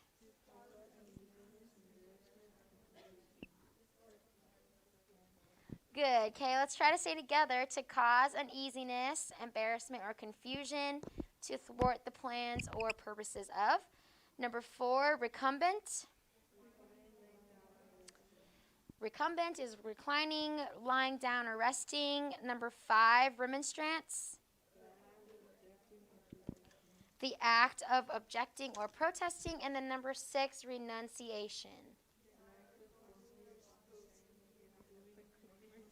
The act of formally or voluntarily giving up a claim or a title. Okay? So just go ahead and write that tonight twice. Vocab words and definitions 1 through 6 2 times. Okay? And then we'll go over those tomorrow. And then go ahead and take out your grammar books. We're starting a new section today. Section 11. Section 11, page number, give me one second, 72. Page number 72. We just talked about verbs. Obviously, we're talking about moods and voice and different tenses. Today, we're going to start a new section talking about pronouns, okay? Correct use of pronouns. Look at 11.1. Because different functions of pronouns require different forms, one must learn those distinctive forms and know how to use them. We kind of went into this a little bit. Remember, there are 3 different cases of pronouns, okay? There are nominative, objective, and possessive. You want to highlight those or know those, the 3 kinds. Nominative, objective, and possessive. Following are the case forms of personal pronouns and the relative or interrogative pronoun of who, okay? The nominative and objective cases of these pronouns are ones often misused, the one for the other, so obviously who or whom. We'll go through these and and say which one is the right one, okay? But if you guys look on page 73, it gives you a chart of the personal pronouns and the different cases that they have, okay? So for singular personal pronouns, in the nominative case, it's I, you, he, she, or it, obviously if you don't know the gender, Okay? So I, you, he, or she. Okay? That's nominative case. In these cases, you would use those in the subject. You would use those in different instances, and we'll practice when to use those, okay? There's objective cases. You want to know these personal pronouns. It's me, you, him, or her. Okay? Me, you, him, or her. And then possessive case with singular is my, your, his, or hers. And then with plural, it's we, you, and they. Objective is us, you, and them. And then possessive is our, your, and their. Okay, we'll go through these when the different uses with these, okay? And then relative and interrogative pronouns of the word who. In the nominative case, it's who or whoever. Objective case is whom or whomever. Possessive case is whose or whosever. Okay? So let's first look at the nominative case. Okay? Nominative case pronouns. You want to know what these are used as. They are used as subjects or as predicate nominatives. Okay? That's pretty self-explanatory. Nominative cases are used in predicate nominatives. Okay? But they're also used as the subject. Okay? These nominative case pronouns you do want to know, okay? I, he, she, we, they, who, or whoever, okay? I, he, she, we, they, who, and whoever, okay? If it helps you, none of these have the M, just like they would in me, him, whomever in objective case. So that kind of helps you, all right? So I, he, she, we, they, who, and whoever. That's a nominative case. You would use these as the subject or as a predicate nominative. Look at your note. The expression, it is me or it's me, is now commonly used in everyday conversation. However, formal writing, the following rule would be, it is I. Okay? That's just something that would be the proper rule. Okay? Because it would be nominative case. Look at 11.5. A nominative case pronoun is used as the complement of the infinitive to be whenever the infinitive does not have a grammatical subject of its own. Okay, so you would use nominative case pronouns. For example, he was thought to be I. Okay, you would use nominative case. I, he, she, we, they. Okay, you would not say he was thought to be me. But if there was no subject within the infinitive to be, then I would use nominative case. Okay, it's used as the complement of an infinitive to be. Okay, look at 11.6. Okay, this would be objective case. With objective case, I don't know why my Siri's on right now. With objective case pronouns are used as direct objects, indirect objects, and objects of the preposition. So you want to highlight what objective cases are. Basically, with objects, like direct objects, IOs, and OPs, you would use objective case. That's pretty also self-explanatory. Objective case goes with direct objects, indirect objects, and OPs, object of the preposition. Okay? With objective case, you would use the words me, him, her, us, them, whom, and whomever. Okay? So if you have a direct object, if you have a indirect object, if you have an OP, you're going to use the words me, him, her, them, whom, and whomever. Okay? Not I or he or she or they. You would use the different ones with any direct object, indirect object, or OP. Okay? So look at your examples. Dad advised him. Okay? Him is objective case. You wouldn't say Dad advised he, because that doesn't make any sense. We know that he would also obviously be used in in nominative cases and subjects. Okay? Then you would use Dad gave him advice. Him is used as a direct object. And then the helicopter circled above them. Them is the object of the preposition. You wouldn't say a helicopter circled above they. Okay? Same thing, the subject of infinitive is in the objective case. They wanted us to go with them. Us is the subject of the infinitive to go. The entire phrase us to go with them is the direct object of wanted. Okay? So they wanted us to go with them if your verb or if your infinitive has a subject, it would be an objective case. But notice in nominative cases, if it does not have a grammatical subject, you would use objective case, nominative case. Okay, and then 11.8, an objective case pronoun is used as the complement and the infinitive to be whenever the infinitive has a grammatical subject of its own. So they thought him to be me. Here the complement refers to the subject of the infinitive, which is in the objective case. So, for example, they thought him to be me. You would use objective cases if it has a grammatical subject. Then you would use nominative cases if it doesn't have a subject. Okay? So we'll practice those in a second. And then the last one is possessive case. Okay?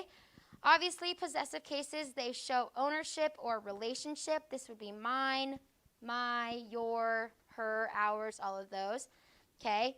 The forms my, your, her, our, and their are used before nouns and function as adjectives.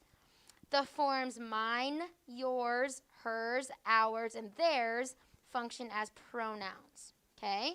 So that is, they can be used as subjects, direct objects, predicate nominatives, all of those. Okay? The form his and its, they may function as adjectives or pronouns. You just have to look at the function within the sentence. And then the possessive case is used to modify a gerund. So look at your example, my, not meeting me. Or not me would be meeting. So my meeting you here is quite a coincidence. You wouldn't say me meeting you here is quite a coincidence.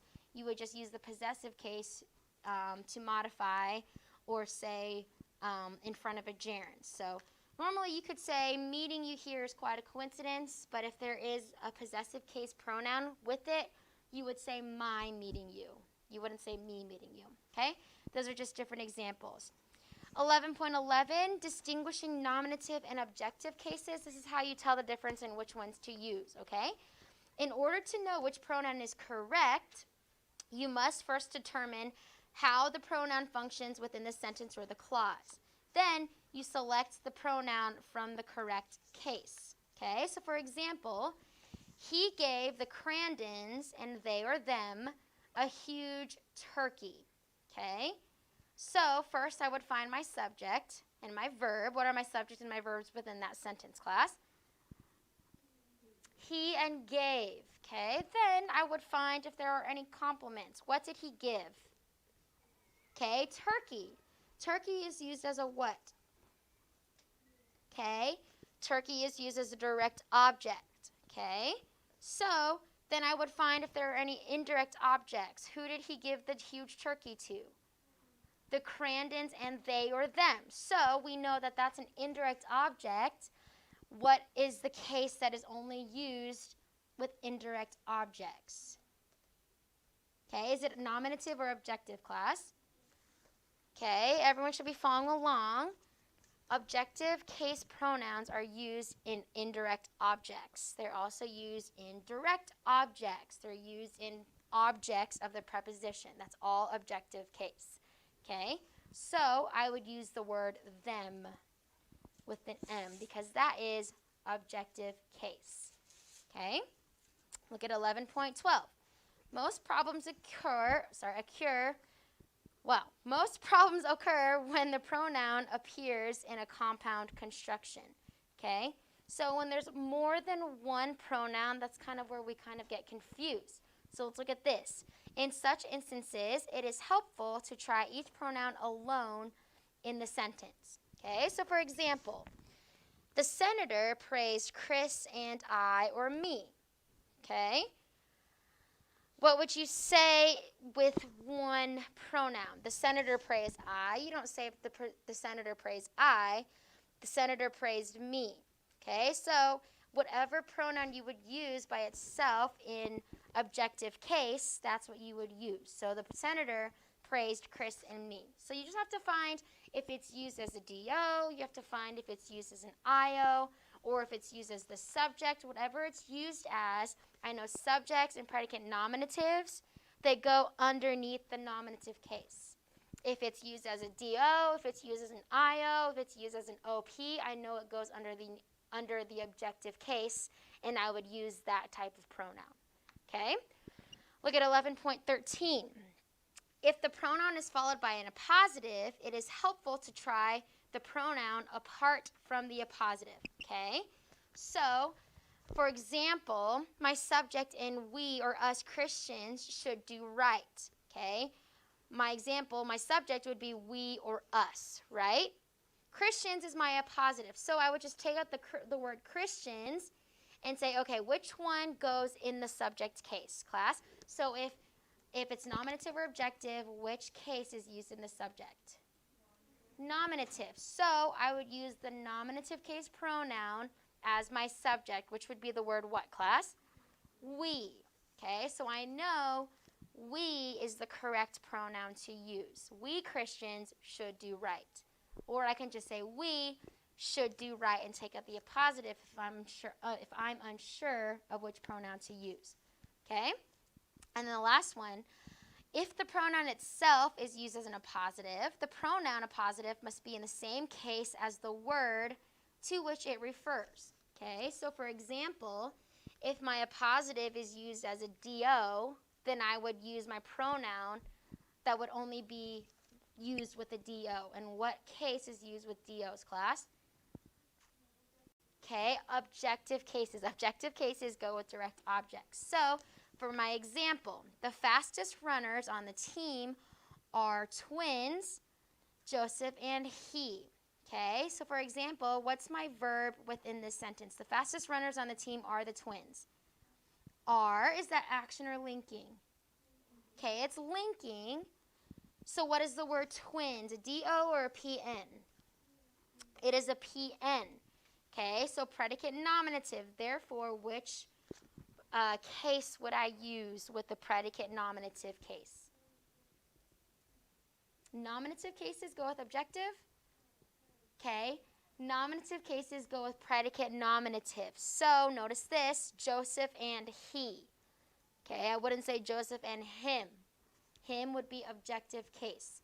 So if it goes with a PN, twins is my predicate nominative, I'm going to say, oh, nominative cases are only used with subjects and PNs. Therefore, I'm going to use nominative case.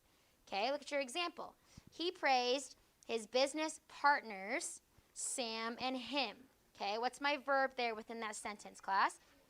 Praised. Okay, is that an action verb or a linking verb? Okay, so what would partners be? He praised who or what? Okay, partners, so is that a PN or a DO? So if it's a DO, it's a direct object. What case would I use?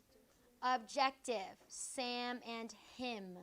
Notice how the word him is my objective case. So whatever your, whatever the appositive is, whatever pronoun you're using, goes with the whatever case or whatever function the word is. So if it's a subject, I would use nominative case. If it's a PN, I would use nominative case. If it's a DO, IO, whatever it is, I would use objective case as long as my word is objective. Okay?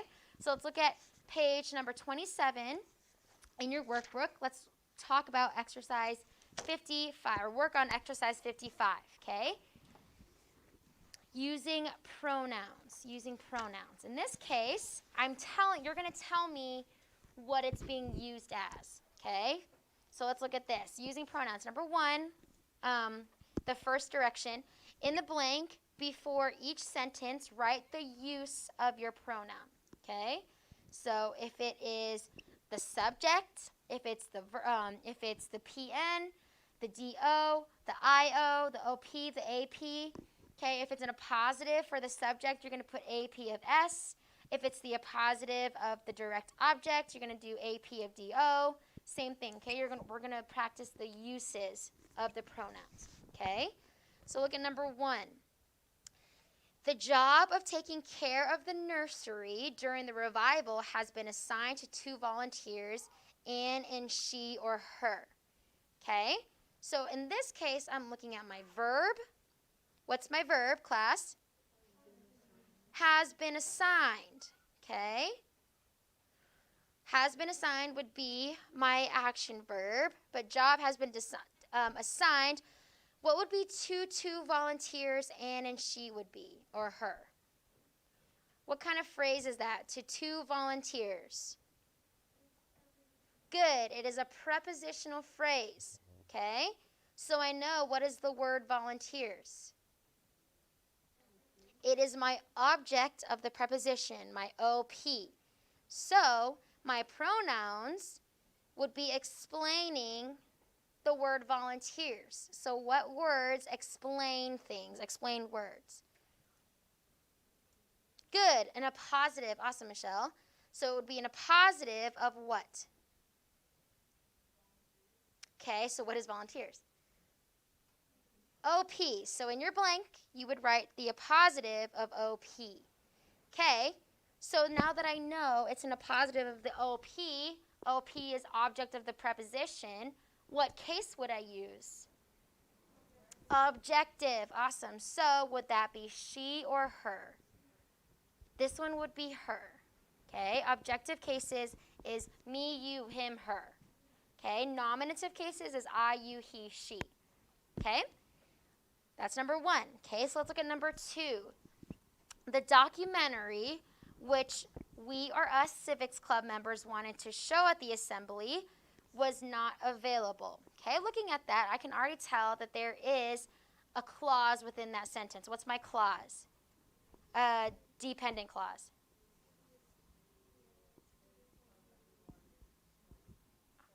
Good.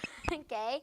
My clause would be which we or us Civic Club members wanted to show at the assembly. Obviously, my independent clause, the documentary, was not available.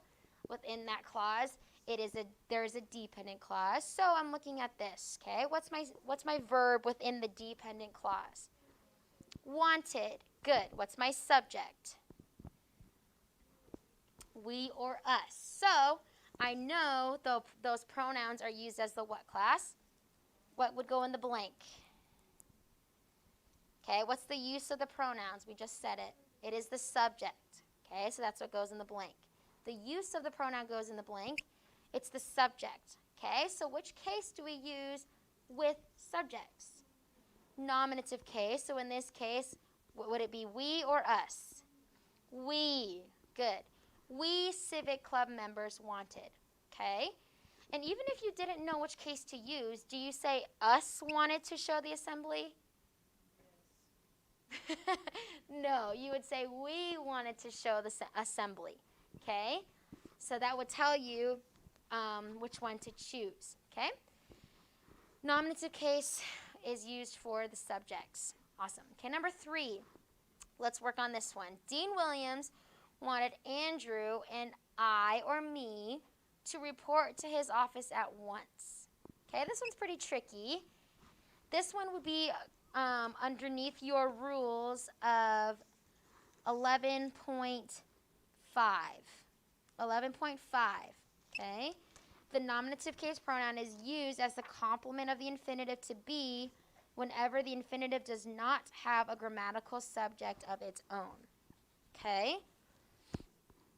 So this one, not nominative case, objective case. Objective case on 11.8. An objective case pronoun is used as the complement of the infinitive to be whenever the infinitive has a grammatical subject of its own. Okay? So in this case, my subjects would be Andrew and I or me. To report to his office at once. Okay? To report, he wanted who or what to report, Andrew and I or me. So there is a subject here. So we know this one to be as a subject of infinitive, an infinitive. Okay? So what are used with the subject of infinitive if it does have a subject? Objective or nominative case? Okay, does anybody have a guess? Just say either one, nominative or objective, if there is a subject.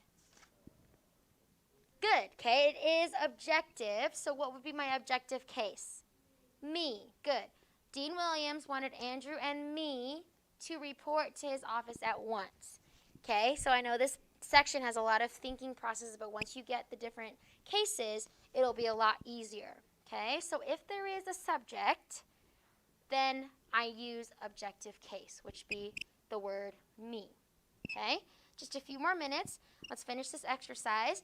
Number 4, did you see Daniel and she or her sitting together at the basketball game Friday night? Okay. What would be my subject and my verb first?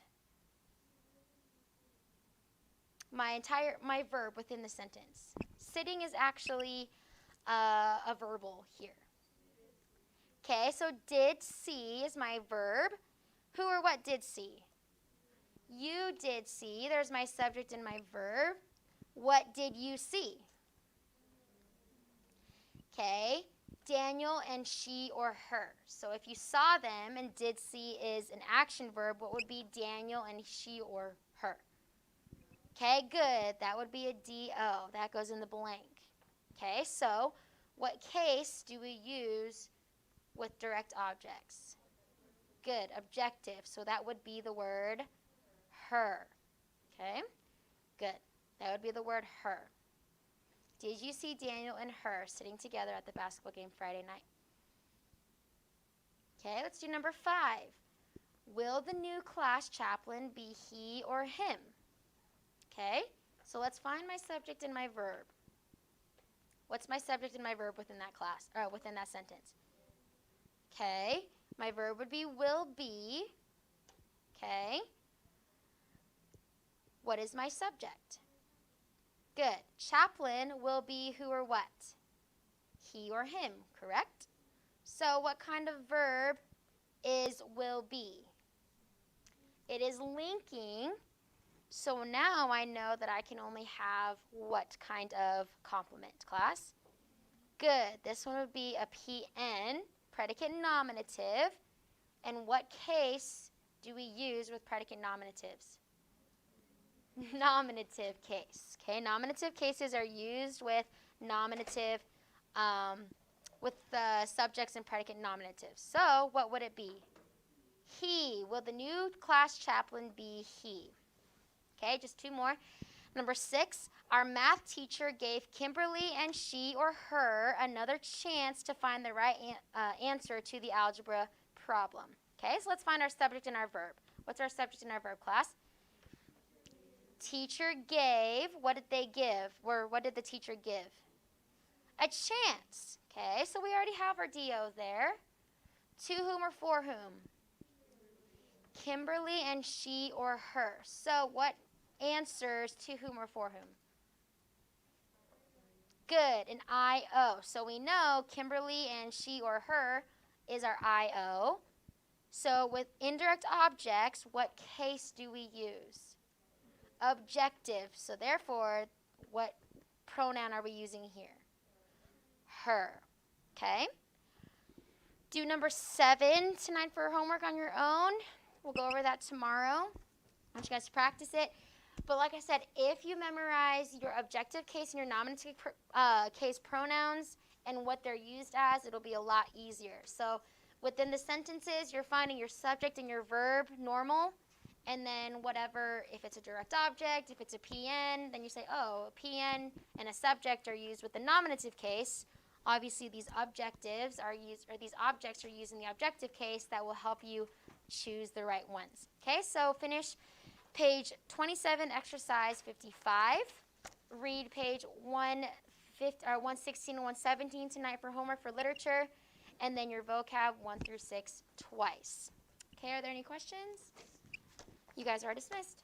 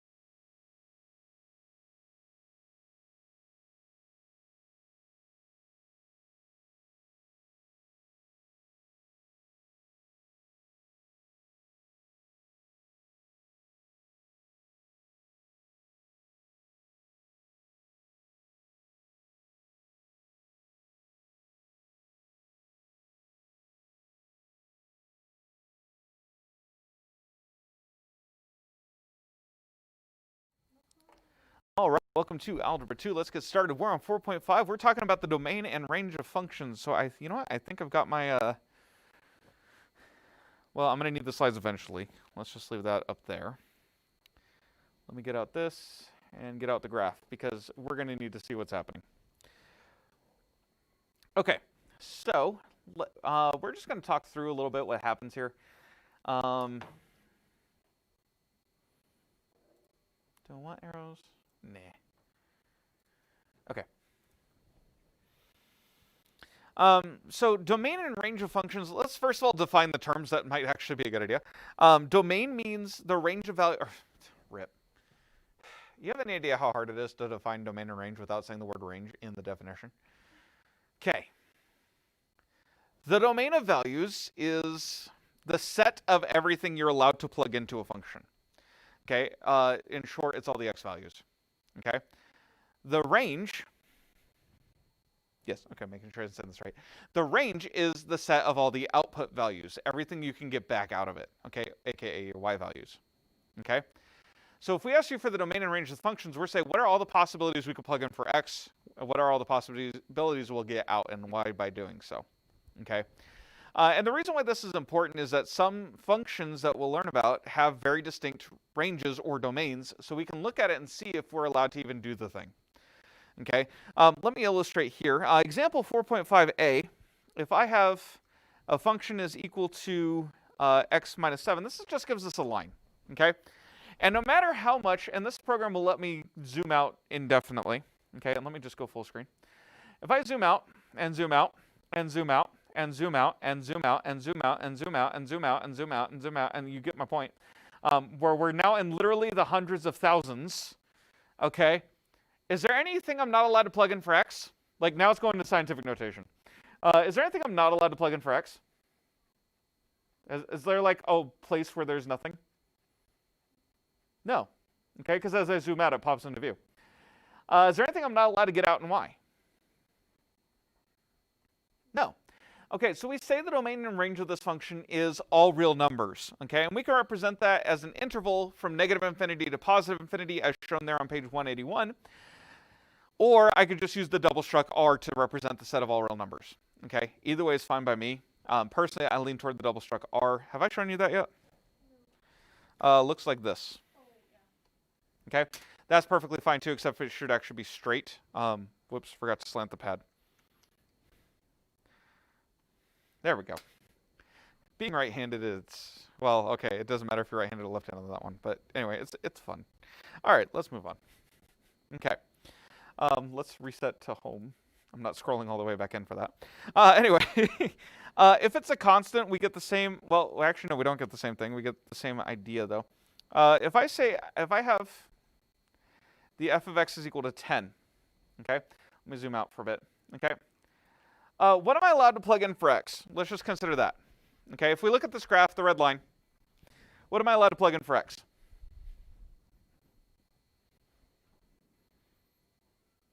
Is there anything I'm not allowed to plug in for x as I zoom out and out and out and out and out and out and out? Huh? Yeah. I can put whatever I want in there. Doesn't hurt anything. Yeah, because it's always going to give me the same answer. All right, so that's all real numbers. But what am I allowed to get out for y? 10. That's it. That is the entire set. So I would say brackets 10, 10, because that's literally the entire range. Okay, so just be aware of that with a constant. Obviously, if it was, if it's a vertical line, it can't be a function. Anyway, so that's really it. Absolute value. Answer.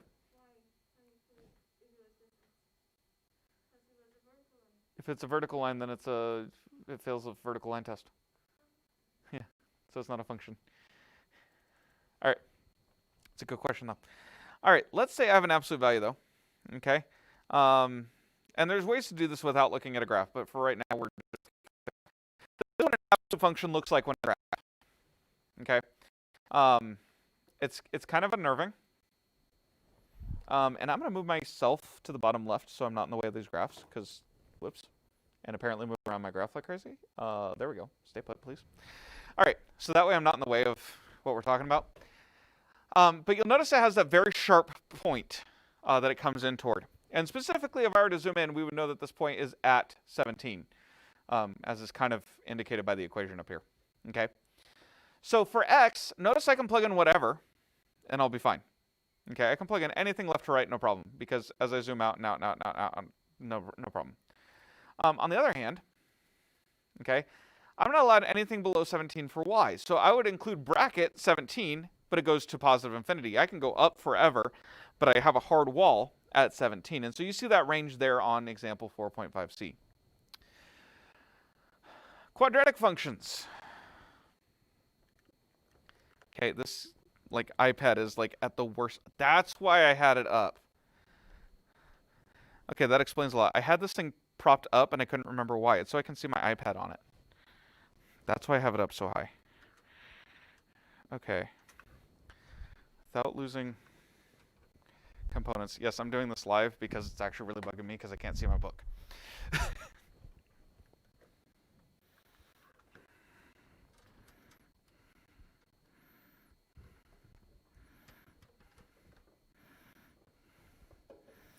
That explains so much. Okay, I was trying to remember why, other than it was like nicer to be able to see. So I can see this. Hey, look at that. I can read my textbook. All right, now. I knew there was a reason. All right.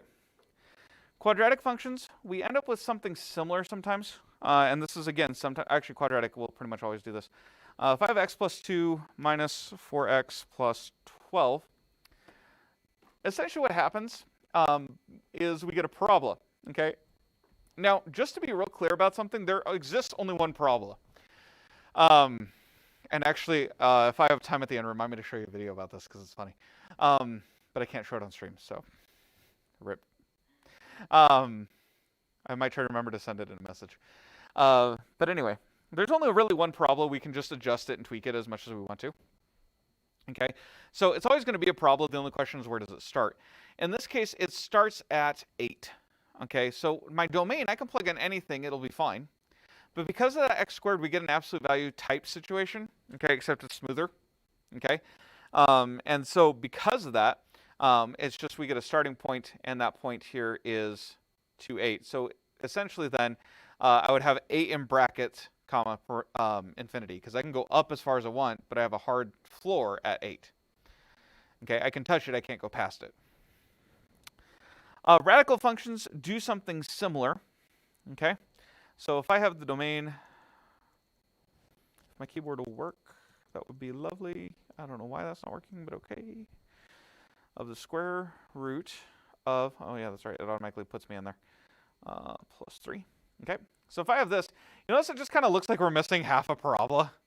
Okay, that's because we only have the positive. If I do plus minus, nope.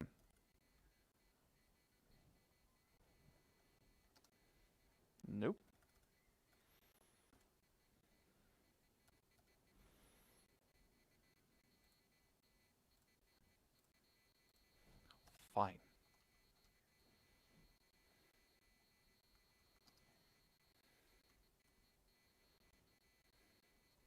There we go. There's the other half. That's the missing parabola. But that wouldn't be a function because it would fail the vertical line test. We're only considering the positive side here. Okay?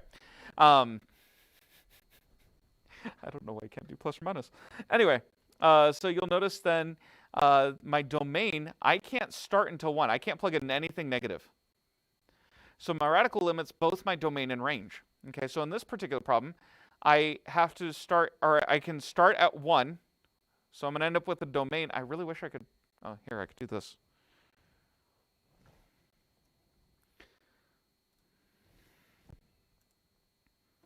Hold on, there's a way to do this.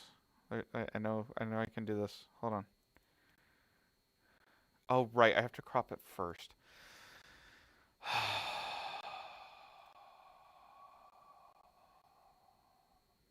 This is way harder than it needs to be, people.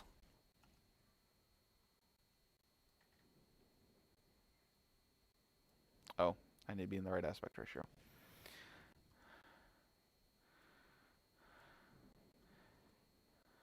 Okay. And Export, nope. Control Shift Export. Fine, just export to the same place. I don't need the other half of the screen, it's just my wallpaper. Oh my word. Okay. And then set as background. Magic, now I can write on this thing. Okay. So because I need to be in late mode. Okay. So because I'm starting here, notice that I'm at 1 in the x direction. So my domain is then from 1 to infinity, because I can go as far right as I want to on the graph. My range then, because I'm up 1, 2, 3 here, then I'm going to be starting at +3 and also going up to infinity. I'm going to go to infinity slowly in the y-axis, but it's going to happen. Does that make sense? Eventually, I would get into what we would consider infinity territory. Okay, so that's kind of the idea here. That's what we're talking about with this. And so it's that point that starts with. So where we really get into having to solve for domain and range is anytime we have something that's going to limit where I'm allowed to start, or anytime I'm only going to get out certain things. So let's look at a couple more with radicals. Okay. Whoops, sorry. Plain white screen. That's not annoying at all. Okay. Let's solve for the domain and range. There's a trick for radicals. Example 4.5e. Where we don't just have to look at it. We can actually solve for it. So if I have this, okay. So real quick, to find the domain, excuse me. Okay, solve for domain. Okay, and I'll get to the range in a minute. But when I'm looking at the domain, I'm only going to look, and I know that my radical has to be less than, or sorry, excuse me, greater than or equal to 0. It can't be less than 0. I can't have a negative inside the square root. Not and stay in the real numbers. Does that make sense? Okay. So I know that's going to happen. So that's what's going to limit what I'm allowed to plug in. I'm not allowed to plug in anything that would make that radical become negative inside. So in order to solve this, I just subtract 4 from each side, and x must be greater than or equal to -4. Okay? So my domain is then -4 to infinity, because I can go as high as I want. I just can't go where it would become negative. 0 is fine. That's not an issue at all. The square root of 0 is 0. Okay? But the square root of -1, then we have a problem. By contrast, when I solve for the range, what's going to happen is it's going to start with my constant. So I have the constant here of -5. Okay?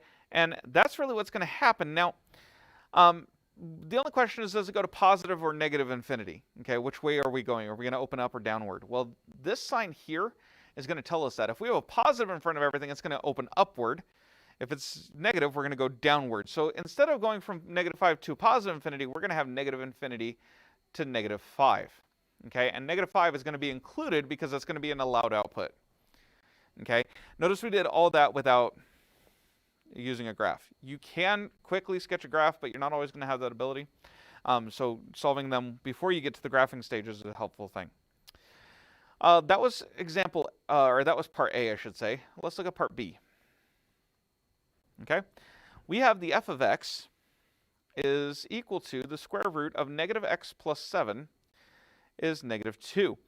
And so you'll notice we're going to have a negative on the inside. So first of all, the range, real quick, we can just do by looking at the thing. Okay, my range is going to be from -2 to infinity because it's going to open upward. There's no negative in front of my sign.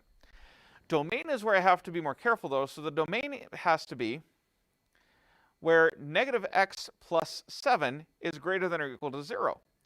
And so you're going to notice something interesting here. As we subtract 7 from both sides, I get -x is greater than or equal to -7. When I take care of the negative, remember that inequalities flip when we multiply or divide by negative. So I'm going to have x is less than or equal to 7. Okay? So now instead of my domain being going up to positive infinity, I'm going to have a bunch of negative numbers I'm allowed to plug in. Okay? Because I have -x. And so my domain then is going to be from from negative infinity to 7. Okay? That's all we're doing here. Now, that's how you find domain of something with a radical. Obviously, something linear, we just know it's all real numbers.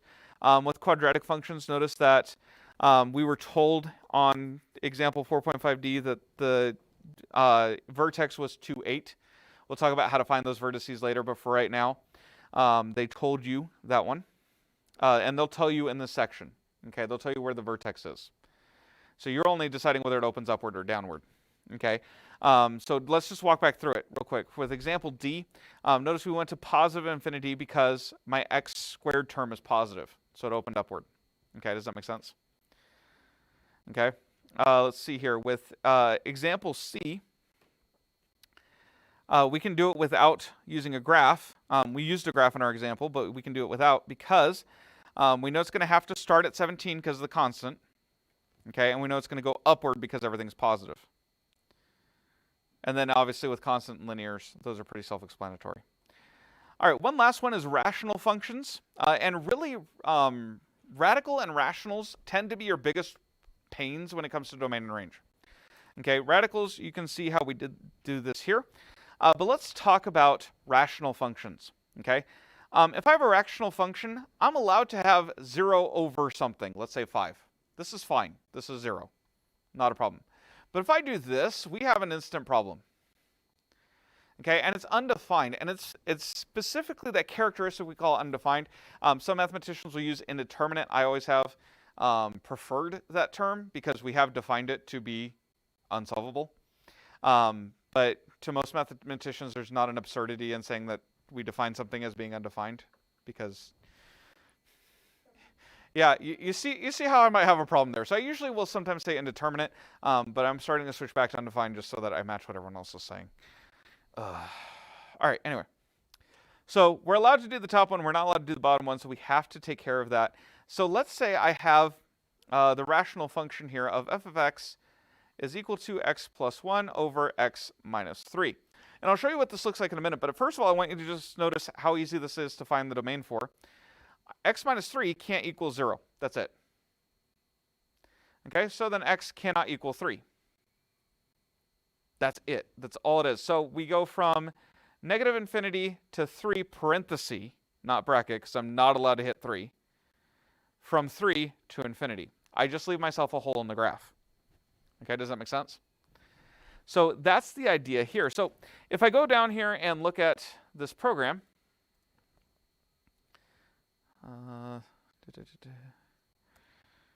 x plus 1,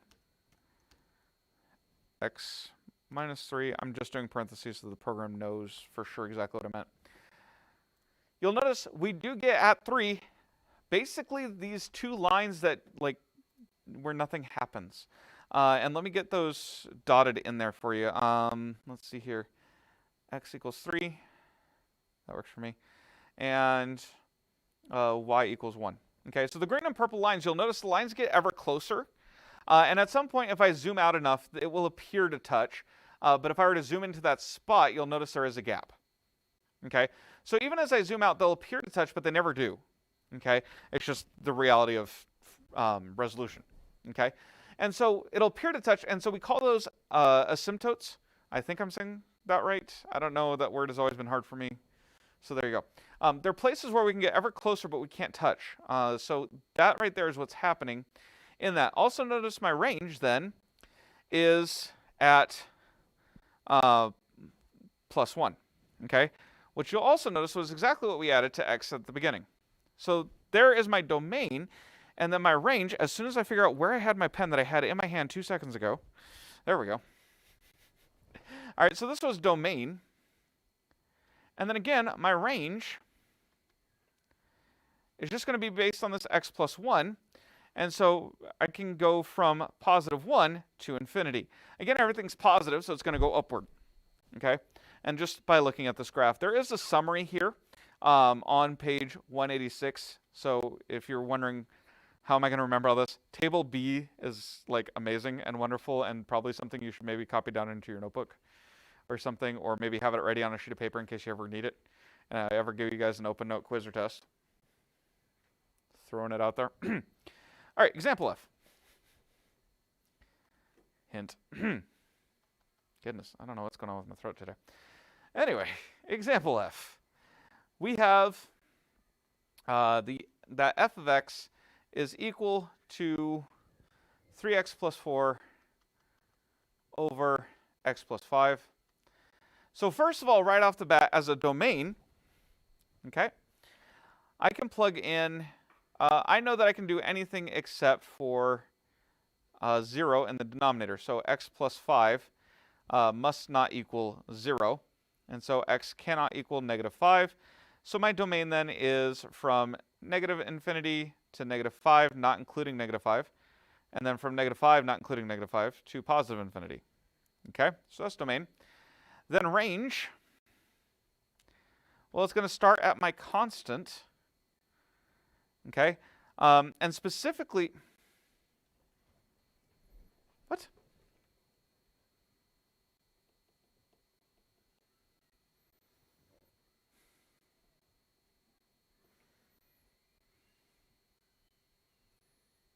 Oh, I did it wrong. Okay, hold on. Previous slide, real quick. The range is not from the coefficient. I am so sorry. Man, I misread that.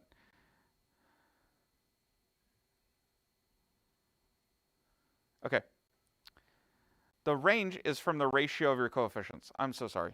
That's my bad. I completely messed that up. So we have 1 over 1. Okay? That means 1 is going to be your start point. That's where we're getting it from. Okay, so here we end up with 3 over 1.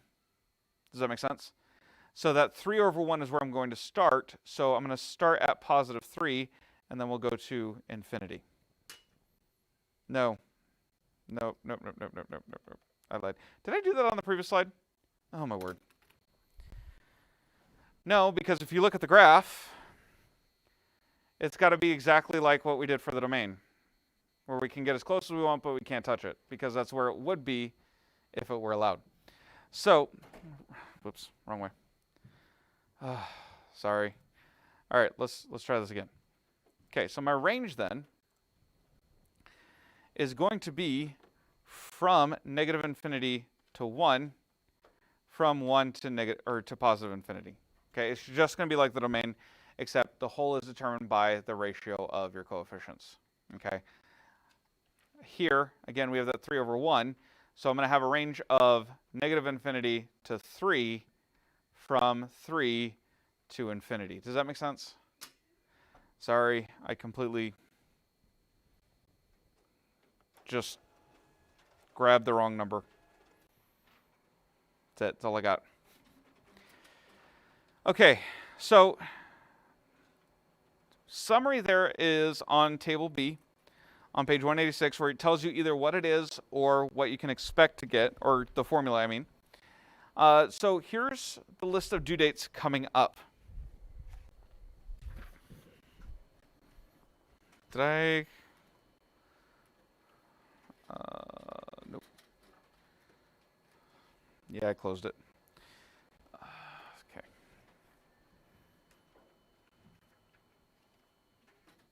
Except I think it just says, like, see a Google Classroom. Let me see.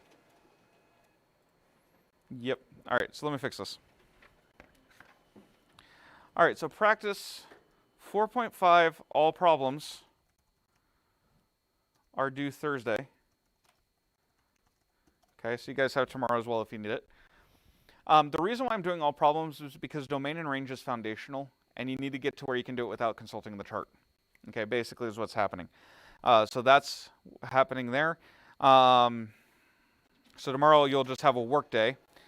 And then the review of 2 variable linear equations and functions on pages 188 to 189 is due Monday. Odds assigned, evens bonus, like always. No, not odds assigned. I'm sorry, that says it on the lesson plans.